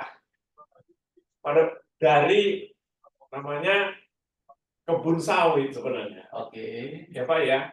Ya itu kita produce produknya itu yang untuk dalam negeri itu ya dari kebun sawit. Palm oil dalam negeri Pak. Ya Pak ya. Kan sekarang kan kita udah untuk itu kan sekarang B35 ya. Betul Pak. B35 itu kan udah untuk campurannya solar kan sekarang udah B35 gitu ya. Betul. Jadi kalau ini juga itu dari sawit kan Pak, betul kan? Bukan dari ya. jelantah ya. Minyak jelantah yang kita dikumpulkan oleh rekan-rekan AMG, AFCT, sebagian besar hampir pasti tetap berbasis minyak sawit juga Pak awalnya gitu. Nah, sekarang kalau bukan minyak sawit, misalnya kemiri Sunan, begitu-begitu tuh sama nggak gitu? Kalau kan kemiri Sunan bisa ditanam di tanah gersam, tanah segala macam gitu loh. Maksud saya kita maaf, minyak apa Pak? Mirisunan. Oh, jenis-jenis ini yang lain. Betul Pak. Jadi memang pada dasarnya teknologi yang coba baik yang kita dapatkan dari sensor, terutama yang kita dapat dari sensor ya kalau di KPI Pak ya, itu pada dasarnya fleksibel Pak, bisa mengolah berbagai jenis stok karena kalau yang berbasis palm oil itu kan di Indonesia dan Malaysia Pak yang banyak ya. Tapi kalau industri-industri serupa green refinery yang dibangun di Eropa, di Amerika maupun di negara-negara lain itu basisnya juga minyak nabati yang ada di wilayah tersebut, termasuk juga lemak hewani Pak. Itu pada dasarnya bisa. Hanya saja memang nanti tergantung kita beda feedstock, tentunya panjang rantainya juga berbeda-beda Pak. Ini saya tahu ada satu komponen di dalam green yang belum dimobilisasi oleh Pertamina. Pertanyaan saya Pak Jarmiko, pertanyaan sederhana. Bapak ngerjakan riset sampai hilang, sampai jadi J2,4, sampai jadi itu tuh Bapak ngerjakan sendiri ya? Pertamina ngerjakan sendiri ya? Untuk teknologi kita bekerja sama dengan lead sensor Pak. Katalis kita tadi bicara dengan BRIN gitu loh maksud saya. Oh, enggak ya? belum Pak. Tapi kita dengan teman RTI mengerjakan ini dengan LAB ITB gitu. Di BRIN itu kan Bapak gini, kalau Bapak pelaksanaan ini Undang-Undang Cipta Kerja itu BUMN bertugas membantu riset dan inovasi gitu loh. Kedua, kalau Bapak kerjasama dengan lembaga kayak BRIN, itu maka Bapak dapat tax incentive sampai 300%. Maksud saya pola-pola seperti ini bisa nggak kita uji cobakan untuk ke depan? Coba aja dulu. Jadi Pertamina jangan kerja sendiri, Mas. Oke, baik. Tapi ya, saya usul ini bagian dari program. Bapak kan dengan lisensor kan tadi kan Honeywell segala itu ya, betul ya? Betul Pak, UOP. Saya dengan yang dalam negeri, kemampuan dalam negeri belum dipakai ya, selain yang punya Pertamina, belum ya? Belum Pak, tapi dalam kerjasama kita bisa kerjasama dengan beberapa ini dengan Lemigas untuk uji pelaksanaan pengembangannya Katalis itu juga dengan Lemigas juga. Lemigas sudah nggak ada Pak, Lemigas sudah nggak ada. Oh ya. Maksud saya gini, Pak, ya. Supaya kita konkret juga ya, konkret dilaporkan kepada pemerintah yang baru juga, Pak kita mau ke sini, oke. Sekarang Pak, sekarang kita pakai minyak jelantah, Pak. Ada 2 komponen lagi Pak, Mirisunan atau yang apa dari yang apa gitu. Baik, laksanakan yang mengerjakan biar bukan Pertamina chip in aja, digabung dengan resource dari yang lain gitu ya Pak ya. Pertamina kerja seperti ini, saya mau tanya, Bapak kerjakan ini pakai duitnya Pertamina kan Pak, betul ya? Betul Pak. Betul. Bapak itu risetnya Bapak kan ya? Betul sekali dengan teman-teman. Bapak kerjakan gitu, Bapak dapat insentif pajak nggak dari pemerintah? Untuk aktivitas itu tidak Pak, jadi dari spending kita saja ya. Bapak bisa dapat insentif pajak, ini saya mau angkat nih, supaya Bapak semangat kerjanya, gitu ya. Pertamina juga senang, Bapak Pertamina invest taruh 10 miliar gitu, kalau pajaknya itu 10% ya kira-kira ya, 10 miliar kalau 10% berapa? 1 miliar Pak ya, Bapak bisa dipajak potongnya sampai 3 miliar. Kan senang gitu loh, Pertamina juga senang pajaknya ringan sedikit gara-gara kerjanya Bapak gitu. Kita berpikir seperti itu Pak, kalau bisa sih, saya akan usul seperti ini.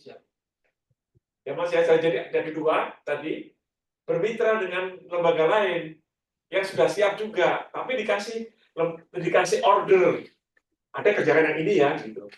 Duit Anda sekian, duit Pertamina sekian. Nanti yang Pertamina dapat pajak, yang ini minta APBN gitu loh. Jadi selesai waktu jadi itu semuanya happy. Kita lapor ke pemerintah yang baru. Ini Pak, kita sudah siap. Oh iya ya. Oh jatuhnya sekian. Pak, ini sekarang dengan kita pakai bioaftur Pak, ini naiknya 5%. Tapi dengan seperti betul ya tadi 5% kan? Jadi ya kalau hitungan kasar Pak ya, 2,4 harganya 3 kali lipat gitu ya. Tapi Pak dengan seperti ini di pola bus ini mungkin jadi naiknya mungkin cuma 3% gitu loh. Nanti kalau kita kembangkan lagi seluas sekian ribu hektar lagi, nggak berani bilang hektar, soalnya bilangnya jelantah mulu sih soalnya ya. Itu begini Pak, jadi saya usul nih polanya seperti kalau disepakati nanti biar kita follow up seperti itu Pak.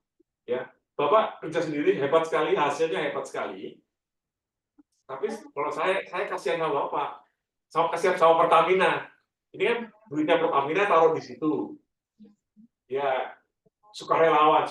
Tapi kalau saya ini masukkan, saya mau minta tax break 300% dari kerjaan Bapak. Kalau saya taruh ini 1 miliar, gue dapat 100 juta pajak sampai 300 juta gitu loh. Oh, gimana caranya? Ada PP-nya, ada Permen Q-nya. Kita coba, Pak. Kita coba supaya Bapak dapat we get the product, at the same time also we get the incentive. Itu satu. Yang kedua, saya ngajak Bapak expand dan sama dengan mitra.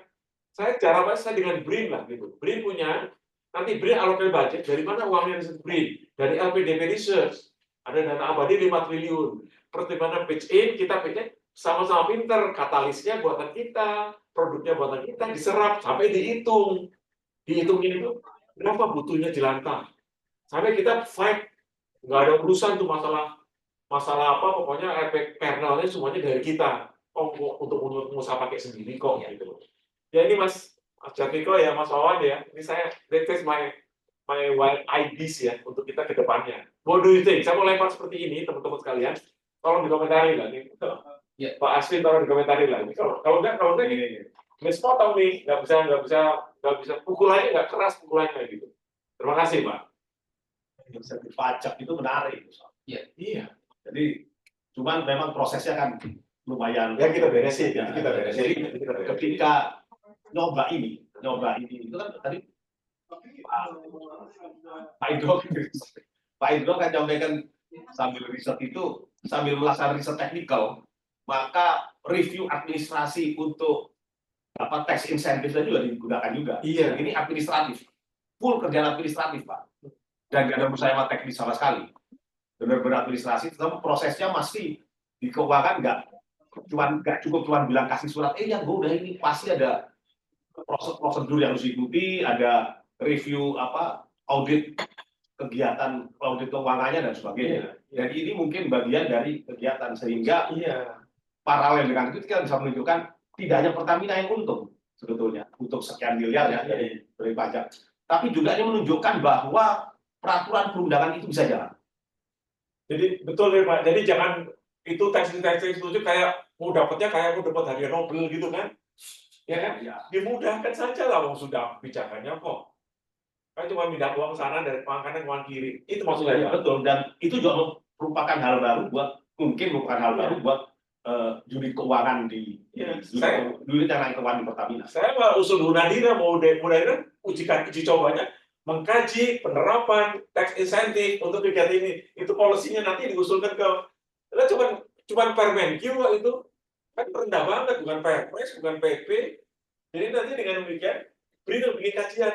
Sepertinya ini terlalu sulit. Kita permudah, kita bisa kan? Kalau semuanya diem aja, kalau masalahnya kalau Pertamina bisa ngasih masukan ke Menkyu, iya. Menurut saya Permenkyu nomor sekian perlu direview ini. Saya kira itu sudah kemajuan, kemajuan buat negara ini keseluruhan ya, bukan cuma Pertamina. Iya.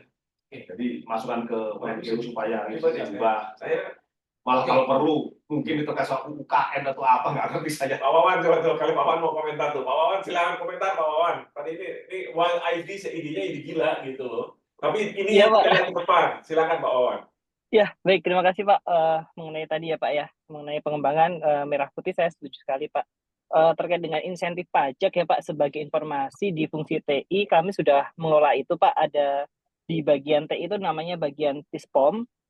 Ini di bawah Bu Desi Pak. Beliau memang yang menghandle bagaimana ketika kita melakukan riset kerjasama atau kolaborasi riset dan juga maupun riset mandiri, itu bisa dilakukan meminta insentif pajak Pak. Jadi kami memang tiap tahun ada pengajuan itu Pak. Dan alhamdulillah sih selalu dapat Pak insentif pajaknya gitu Pak. Dan itu tercatat seperti itu.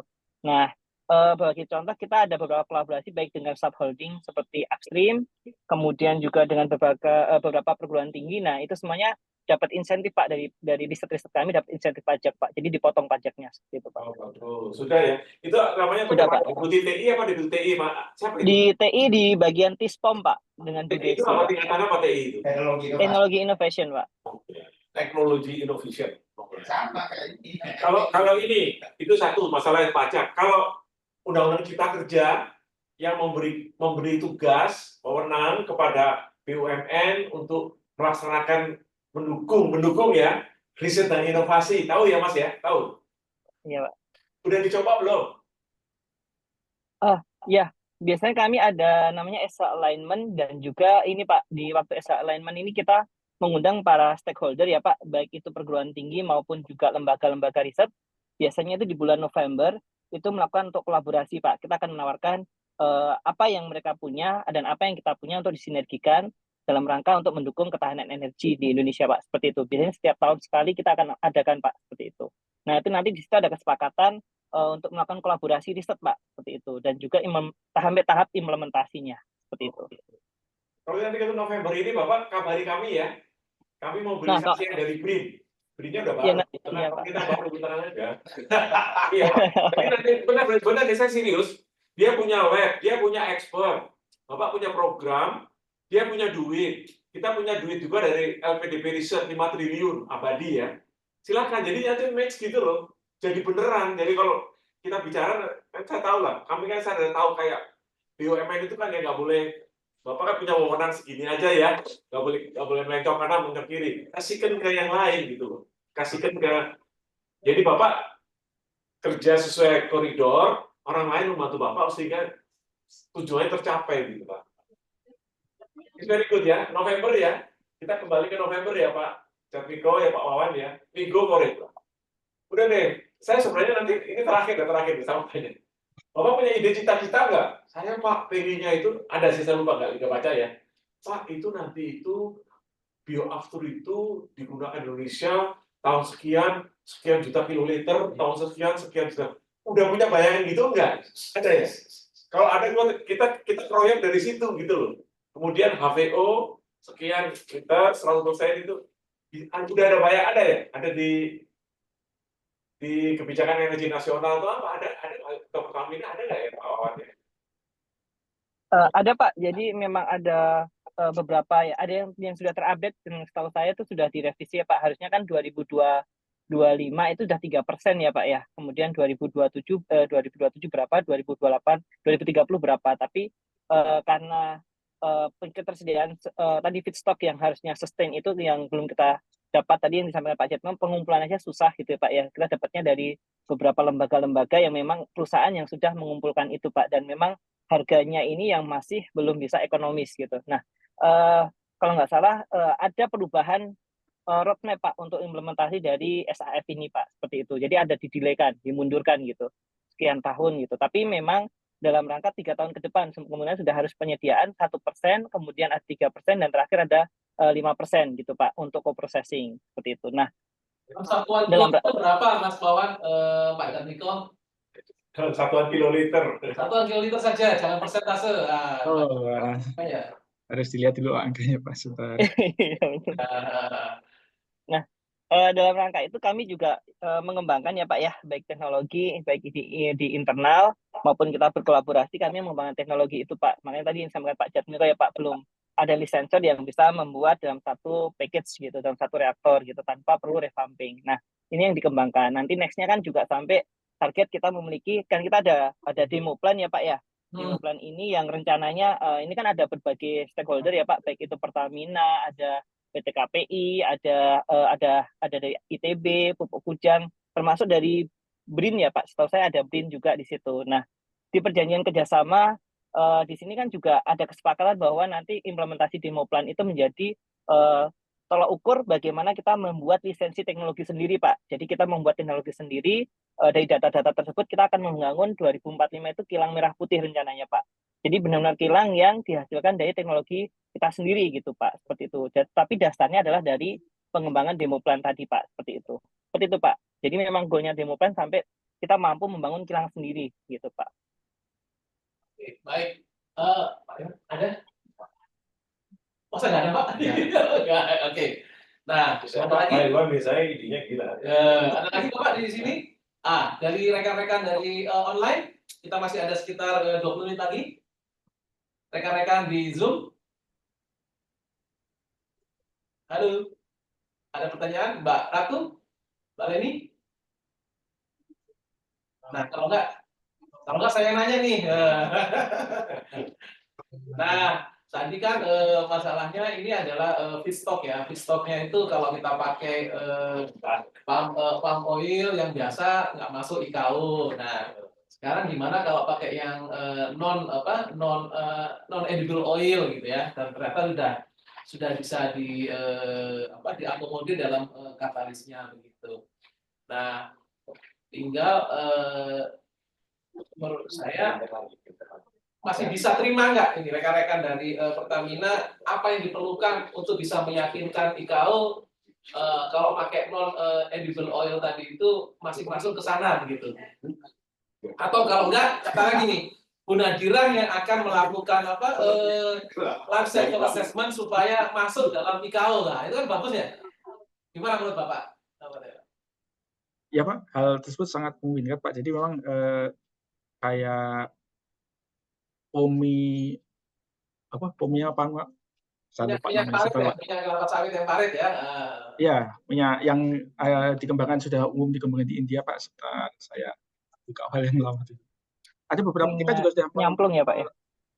Nyamplung juga. Pomiana itu Oh, Mas. Pengamia ya Pak ya. Pengamia pinata. Itu juga sesuatu yang rasanya itu approve juga. Tapi konsepnya memang betul Pak, yang non edible ini beberapa sudah coba dikaji, cuman memang belum semature kelapa sawit memang gitu ya Pak. Kalau kelapa sawit kan udah sangat raksasa gitu ya. Nah, tantangannya di situ. Sudah ada konfirmasi gini Pak. Jangan sampai sudah ada minyaknya, tapi pabriknya Pertamina tidak bisa memproses yang itu lah, repot kan? Nah, in prinsip Pak, kalau secara teknologi itu satu yang bisa terus dikembangkan gitu Pak ya. Contohnya tadi teman-teman teknologi innovation sudah berhasil membuat katalis yang jadi satu yang memang bisa direkayasa pada bisnisnya itu Pak ya. Apalagi nanti kalau bisa dikolaborasikan dengan BRIN atau dengan lembaga riset yang lain dari Universitas, itu sesuatu yang sangat mungkin dilakukan. Kalau menurut dapat saya gini Pak, kalau kita bicara katalis yang BBM ya, kita mungkin sudah sangat terlambat dan mungkin BBM sudah senjakala gitu Pak ya, yang berbasis fuel gitu. Nah saat ini rasanya kita tidak ketinggalan nih kalau di biofuel. Kebetulan kita punya resources-nya gitu Pak ya, punya feedstock, potensi feedstock-nya sebenarnya. Kita hidup di dunia tropis yang tanamannya mungkin bisa sepanjang tahun bisa kita kembangkan gitu ya. Nah harusnya sih kita bisa lakukan itu bersama-sama seperti itu Pak. Oke, jadi nanti BRIN-nya yang akan melakukan life cycle assessment supaya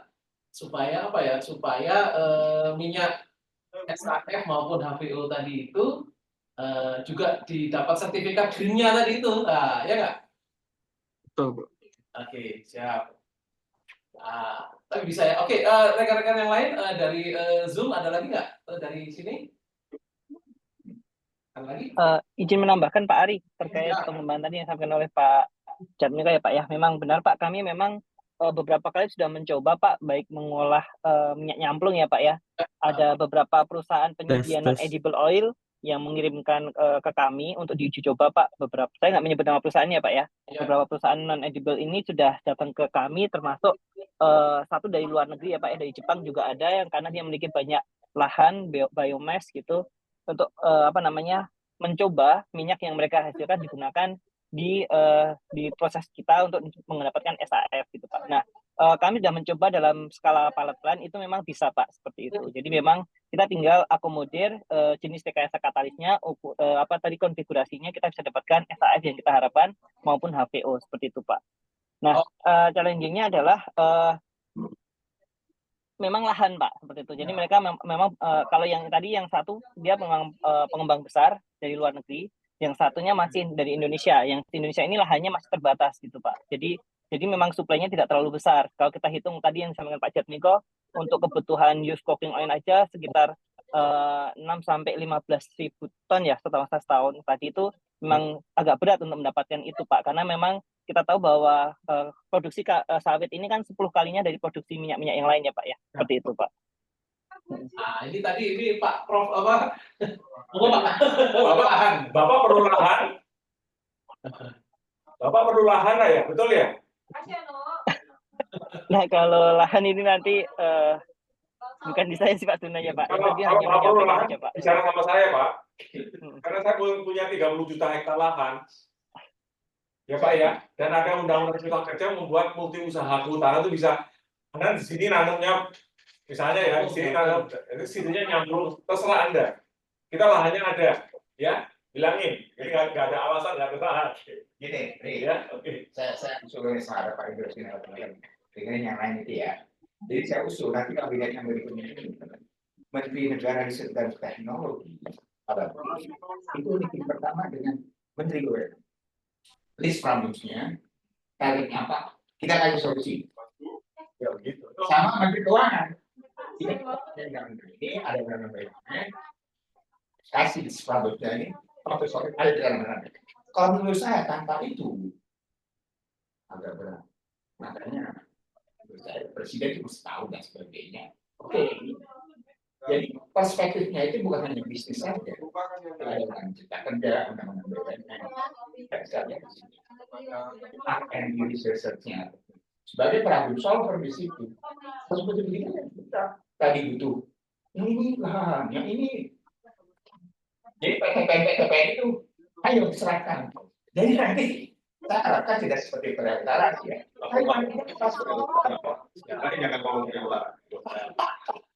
Artinya Mas Wawan, Pertamina tidak hanya memproduksi mengolah minyak, tetapi juga punya kebunnya, gitu ya? Iya. Tidak usah punya kebunnya, PTPN kan banyak. PTPN hanya mengelola 4% dari lahan yang Ayo bicara sama apa ya? Oh iya, siap. Jadi Pak lagi pertanyaan lagi nih kira-kira. Nah, kalau nggak ada saya lagi nih. Tes. Tadi ada masalah ada Pak Arif nggak? Pak Arif. Ya. Monggo Pak Arif. Izin Pak menambahkan Pak. Baik, Assalamualaikum warahmatullahi wabarakatuh. Menarik sekali ya terkait pembahasan terkait minyak jelantah ini gitu. Nah, kami juga lagi menulis paper juga ya terkait masalah minyak jelantah gitu. Nah, di mana untuk 2022 saja ini sendiri produksi minyak goreng di Indonesia itu sekitar 20,9 juta ton gitu. Nah, sedangkan berdasarkan banyak penelitian sekali, banyak penelitian menunjukkan bahwasannya yang potensi untuk minyak jelantah dari minyak goreng itu sendiri sekitar 40-60% gitu. Nah, dalam artian Indonesia sendiri kalau bisa dikumpulkan semuanya itu totalnya lebih kurang sekitar 8-12 juta ton per tahun untuk minyak jelantahnya gitu kan. Nah, namun tadi udah sering disinggung terkait masalah permasalahan pengumpulannya gitu. Nah, kemudian tadi juga Pak Jatmiko mengatakan terkait masalah banyaknya industri yang ekspor gitu. Nah, saya mengamati beberapa tahun terakhir ini sendiri banyak sekali industri pengumpul WCO sendiri ini bubar. Nah, bubarnya kenapa? Nah, alasannya itu masyarakat yang sudah mengumpulkan WCO itu lebih memilih menjual ke industri yang tujuannya ekspor dibandingkan untuk mengolah di dalam negeri. Ini salah satu juga permasalahan yang harus diselesaikan juga gitu. Nah, kalau menurut kami gitu ya, kalau memang kita tahu potensinya ini sangat tinggi sekali untuk WCO, tapi sentuhan dari pemerintahnya masih kurang. Karena undang-undangnya pun untuk WCO sendiri belum diatur gitu. Kalau benar-benar serius ya langsung kalau dari pemerintah sendiri baru Gubernur DKI sama Bogor yang sudah ada perdanya untuk pengumpulan WCO dan juga Bali. Nah, selain itu belum gitu. Kalau seandainya perda-perda ini dibuat di seluruh kota, nah mungkin akan masif sekali proses pengumpulannya gitu. Tapi ditambah kebijakan payung hukum dari pusatnya harus kuat juga gitu. Nah, itu yang harus mungkin dilakukan gitu. Nah, kemudian juga mungkin yang harus di sisi lain ya, kalau benar-benar bisa serius di bagian ini, ya mungkin bisa masuk salah satu PSN gitu. Nah, itu biar konkret itu jadi semua lembaga negara, lembaga daerah semua ikut turun tangan gitu untuk proses pengumpulan ini. Karena ini potensinya cukup banyak sekali gitu. Nah, di sisi lain, kalau dilihat dari aspek negatif dari WCO sendiri, cukup luar biasa juga untuk pencemaran lingkungan, kemudian juga kalau mengkonsumsi yang berlebihan juga bisa efek juga kesehatan juga sangat ini sekali gitu. Nah, kebetulan kami lagi menulis paper ini terkait sustainability untuk WCO baik dari aspek ekonomi, lingkungan maupun sosialnya gitu. Tapi masih dalam proses under review, belum accepted seperti itu. Mungkin itu Kedua, Bisa satu dong. Mas, dinaikin sedikit boleh kan? Naik. Tadi ada nyambung. ya, mungkin itu dari saya Ya, Pak. Pak. Terima kasih. yang paling Ya. ini Ini yang tadi kami sampaikan, Pak. Ini alternatif yang coba sudah dikaji awal. Siap, good. Nah, jadi ada kopra bekas ya. Ini kopra yang ini kan. Kalau kopra yang untuk dijual sebagai makanan itu, wah nggak bisa bersaing, Mas. Pasti deh. Harganya mahal, Pak. Iya, betul. Kopra yang buangan ya. Mau tanya itu produktivitas, emisi itu emisinya mengemisikan apa dicentang-centang itu, Mas? Oh, ini lebih dari sisi ini, Pak. Emisinya kalau bagus gitu ya? Emisinya bagus. Apa ya istilahnya? Gas rumah GRC emission-nya, Pak, kan life cycle analisisnya. Jadi kalau di industri, bukan industri, di perkebunan kepo atau kalau kita menanam nyamplung dan seterusnya gitu, Pak. Awan kalau mau menanam itu semua cari tanahnya ada, nah gitu aja nih. Sederhana aja saya Pak Awan. Silakan. Kapan itu Mas Wawan, saya ngomong dengan Pak Oki ya, Pak Oki, kok ya kesulitan feedstock itu ya rekan-rekan dari Pertamina selain perusahaan minyak ya perusahaan perkebunan juga gitu. Susah juga ya gimana caranya ya Pak, kami nggak biasa Pak gitu. Ya kalau gitu next juga sama saya bicara masalah itu. undang-undang kita memang nggak. Ya, mungkin struktur dan skemanya nanti bisa didiskusikan lebih lanjut mungkin Pak ya, apakah kan di BUMN juga ada sektor-sektornya juga itu nanti. Nah, kita nanti dianggap melewati pagar nanti Pak. Nanti kita konsolidasikan gitu. Itu Pak PR-nya bagi pemerintah itu Pak. Iya. PR-nya CTIS Pak.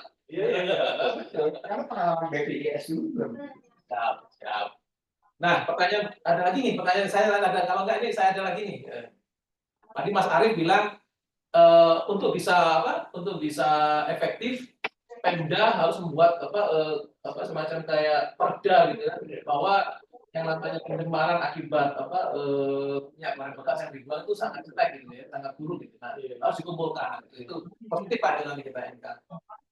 Nah, pertanyaan saya berikutnya adalah gimana caranya untuk meyakinkan pemerintah agar rekan-rekan dari Pertamina itu dapat treatment ya, sebagaimana biofuel biodiesel dapat insentif itu gitu. Nah, saya ingin tanya, sudah sejauh mana Pak Jatmiko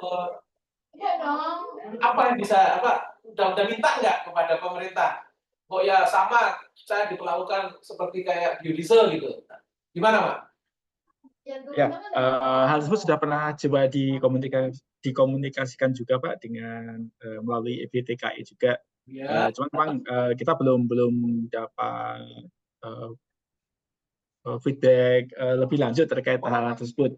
Tapi memang kami juga paham bahwa kalau yang di case biodiesel Pak yang PAME ini ada memang sudah ada badan pengelola ini ya Pak ya, BPDPKS yang memang kemudian ada ininya, ada media dan badan yang sudah mengelola dana-dana untuk sawit itu, sehingga secara keuangan diambilkan dari situ. Nah, kemudian kalau yang terkait dengan green diesel ini memang kita belum punya infrastruktur serupa lah mungkin seperti itu Pak yang bisa membackup dari sisi pendanaan ini. Kalau misalkan sepanjang bahan bakunya dari sawit ya harusnya dapat dong ya. Kalau sudah aman. BPD berarti kembali ke BPDPKS mungkin gitu Pak ya. Karena semuanya kan ke sana gitu ya. Ya kan, dengan demikian permasalahan tadi Pak ya, harga yang 2 kali lipat itu kan bisa diatasi tadi itu kan. Toh harganya cuma 5% ya. Iya. Kalau yang tadi itu naikkan 5% dibayarin oleh BPDPKS karena menggunakan PKU ya Pak. Ya, why not gitu kan ya. Tidak hanya biodiesel yang dipakai tapi bioaftur produksi Pertamina juga kan gitu ya. Bapak tahu kan dananya dari mana BPDPKS Pak Jatmiko ya? Tahu ya? Iya, jadi pungutan ekspor kalau nggak salah Pak ya. Kan sawit kan ya. Iya, sama. Betul, jadi sawit, industri sawit, pungutan ekspor industri Nah, sawit. artinya kan kalau sepanjang itu dapat dari sawit juga feedstocknya ya dapat apa? Maksudnya, Iya. nah itu juga siapa itu? Juga CTIS untuk dorong atau gimana Pak? Oke, yang begitu kita angkat. Nanti kan gini deh, ini kita akan undang supaya nanti enak ya. Karena susah pakai Zoom juga apa-apa. Kita undang dirjen PKL lah di sini, Prof Enia. Nanti bapak-bapak hadir semua ya. Beliau bicara sedikit kebijakan masalah EBTK Indonesia. Kita semua sudah siap pertanyaan-pertanyaan ke beliau. Karena beliau terlalu sibuk, beliau di sana aja kita Zoom. Gimana kalau gitu? Soalnya Prof Enia pasti setuju, karena yang dari ke sana juga setia ya. Gitu kan masalahnya kan jangan sampai sudah program yang baik ini ya sudah ada teknologinya, sudah ada apa pabriknya, tapi skema apa istilahnya skema insentifnya tidak ada sehingga jangan tempat kan gitu ya Pak ya. Ya, betul. CTIS akan membantu Pak di situ Pak. Ya. Oke. Baik. Ya. Pagi, sudah 5 menit lagi nih kira-kira nih ada lagi dari rekan-rekan Zoom? Baik, nah, Bapak Ibu sekalian, kita kasih aplaus nih kepada para peserta kita ya. Saya tidak bisa menyimpulkan, terlalu banyak yang saya hadapi ini. Bapak Ibu sekalian, mohon kiranya Pak Indra untuk menutup acara ini, Pak. Monggo, Pak. Silakan. Baik, terima kasih Bapak sekalian. Saya sudah mencatat beberapa hal nih, Pak Wawan, Pak Jatmiko. Saya terima kasih sekali nih ya. Beberapa saya juga jadi belajar gitu kaitannya ini dengan tadi saya awal-awal kaget juga harus ngapalin itu lebih dari kernel Pak. Oh yang ini dari Pak Pak, ini dari bilangnya UKO, tapi yang sana bilangnya WIKO. Dan setelah saya terima kasih sekali karena kita semua bergerak kepada green energy ya. Itu yang jadi green economy. Itu walaupun 3% di mata saya target 3% itu hebat sekali ya untuk aktu asal mau pakai. Tapi berharaplah program ini ke depan kita selain uji coba langsung disertifikasi, langsung didapatkan SNI dari BSN gitu kan. Jadi ini kita ada progres ke depan. Nah, next-nya ingin saya sampaikan data ini nanti akan kita laporkan kepada stakeholder dan harapannya sih kami berharap Pertamina nggak bisa sendiri, kasihan. Apakah kan ini kan cost ya, di mata Anda ini cost kan, belum revenue ya. Nah, di masa kalau bisa cost-nya efisien gitu. Nanti digabung dengan mitra lain sehingga hasilnya lebih besar dan cost-nya Pertamina lebih efisien. Itu saya kira sangat dimungkinkan. Sedangkan pendekatan hulu, tadi Pak Wan bilang, Pak kami nggak punya lahan, segala macam. Ayo kita bicara deh. Indonesia kan lahannya gede banget. Lahannya kan siapa pegang, gitu kan ya Pak ya. Ya harus ketemu siapa yang pegang lahan itu. Jadi saya akan sampaikan, saya siap lah kalau itu menggarap itu ke depan. Dan terima kasih juga bahwasanya ini kami sudah dapat. Jadi terus terang saja untuk masalah energi, CTI sudah berkajian mengenai biosolar, kita udah tahu penggunaannya etanol gitu ya. Sudah, kalau Anda dengar sudah sampai ke Bapak Presiden terpilih kan masalah dari singkong itu sudah. Gitu. Sekarang kita bicara masalah ini, harapan kami juga ini bisa gitu ya, bisa bergerak. Nggak apa-apa. Yang saya sangat harapkan nantinya, mari kita perluas network-nya. Kalau Anda nggak hanya kerja Pertamina sendiri, susah nanti Anda dipukul satu orang, roboh. Tapi kalau Anda langsung ini bicara dengan Dirjen EBTKE, bicara dengan Kepala BRIN, Menristek, nantinya begitu kan ya, Anda jadi kuat gitu ya. Ya saya kira ini kalau dengan BRIN, bicara dengan Menteri LHK gitu kan, Anda akan kuat.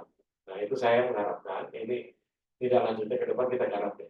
Rasanya bisa. Kalau urusannya regulasi, rasanya akan diupayakan deregulasi semaksimal mungkin supaya ekonominya berjalan. Saya kira demikian. Terima kasih nih Pak Jatmiko, terima kasih Mas Wawan ya. Ini persahabatan kita lanjutkan gitu ya. Terima kasih. Pak Jatmiko terakhir silakan sebelum tutup juga. Silakan Pak Jatmiko, apa kesan-kesannya nih? Silakan. Kalau dari kami mungkin memang bisnis biorefinery atau bisnis green fuel ini memang sudah menjadi salah satu rencana Pertamina ke depan, Pak, sebagai salah satu dari dual growth strategi kita. Jadi memang kami tentu sangat mengharapkan positif, apalagi jika pemerintah juga mendukung stakeholder lain dari sektor swasta, masyarakat, maupun industri lain juga mendukung. Tentu ini akan memperkuat dan lebih meyakinkan kita, menurunkan juga risiko-risiko yang kami kelola jika harus mengembangkan ini sendiri, Pak. Tentu kami sangat berterima kasih jika CTIS bisa juga membantu kami mendorong stakeholder terkait, baik dari pemerintah maupun industri terkait. Mungkin itu, terima kasih sekali atas kesempatan yang diberikan kepada kami. Terima kasih atas kehadirannya. Tepuk tangan untuk mereka. Terima kasih. Terima kasih Mas Wawan ya. Safe trip nih, lagi di jalan ya. Kasihan ya. Bapak lagi di jalan. Iya. Baik, terima kasih. Terima kasih Mas.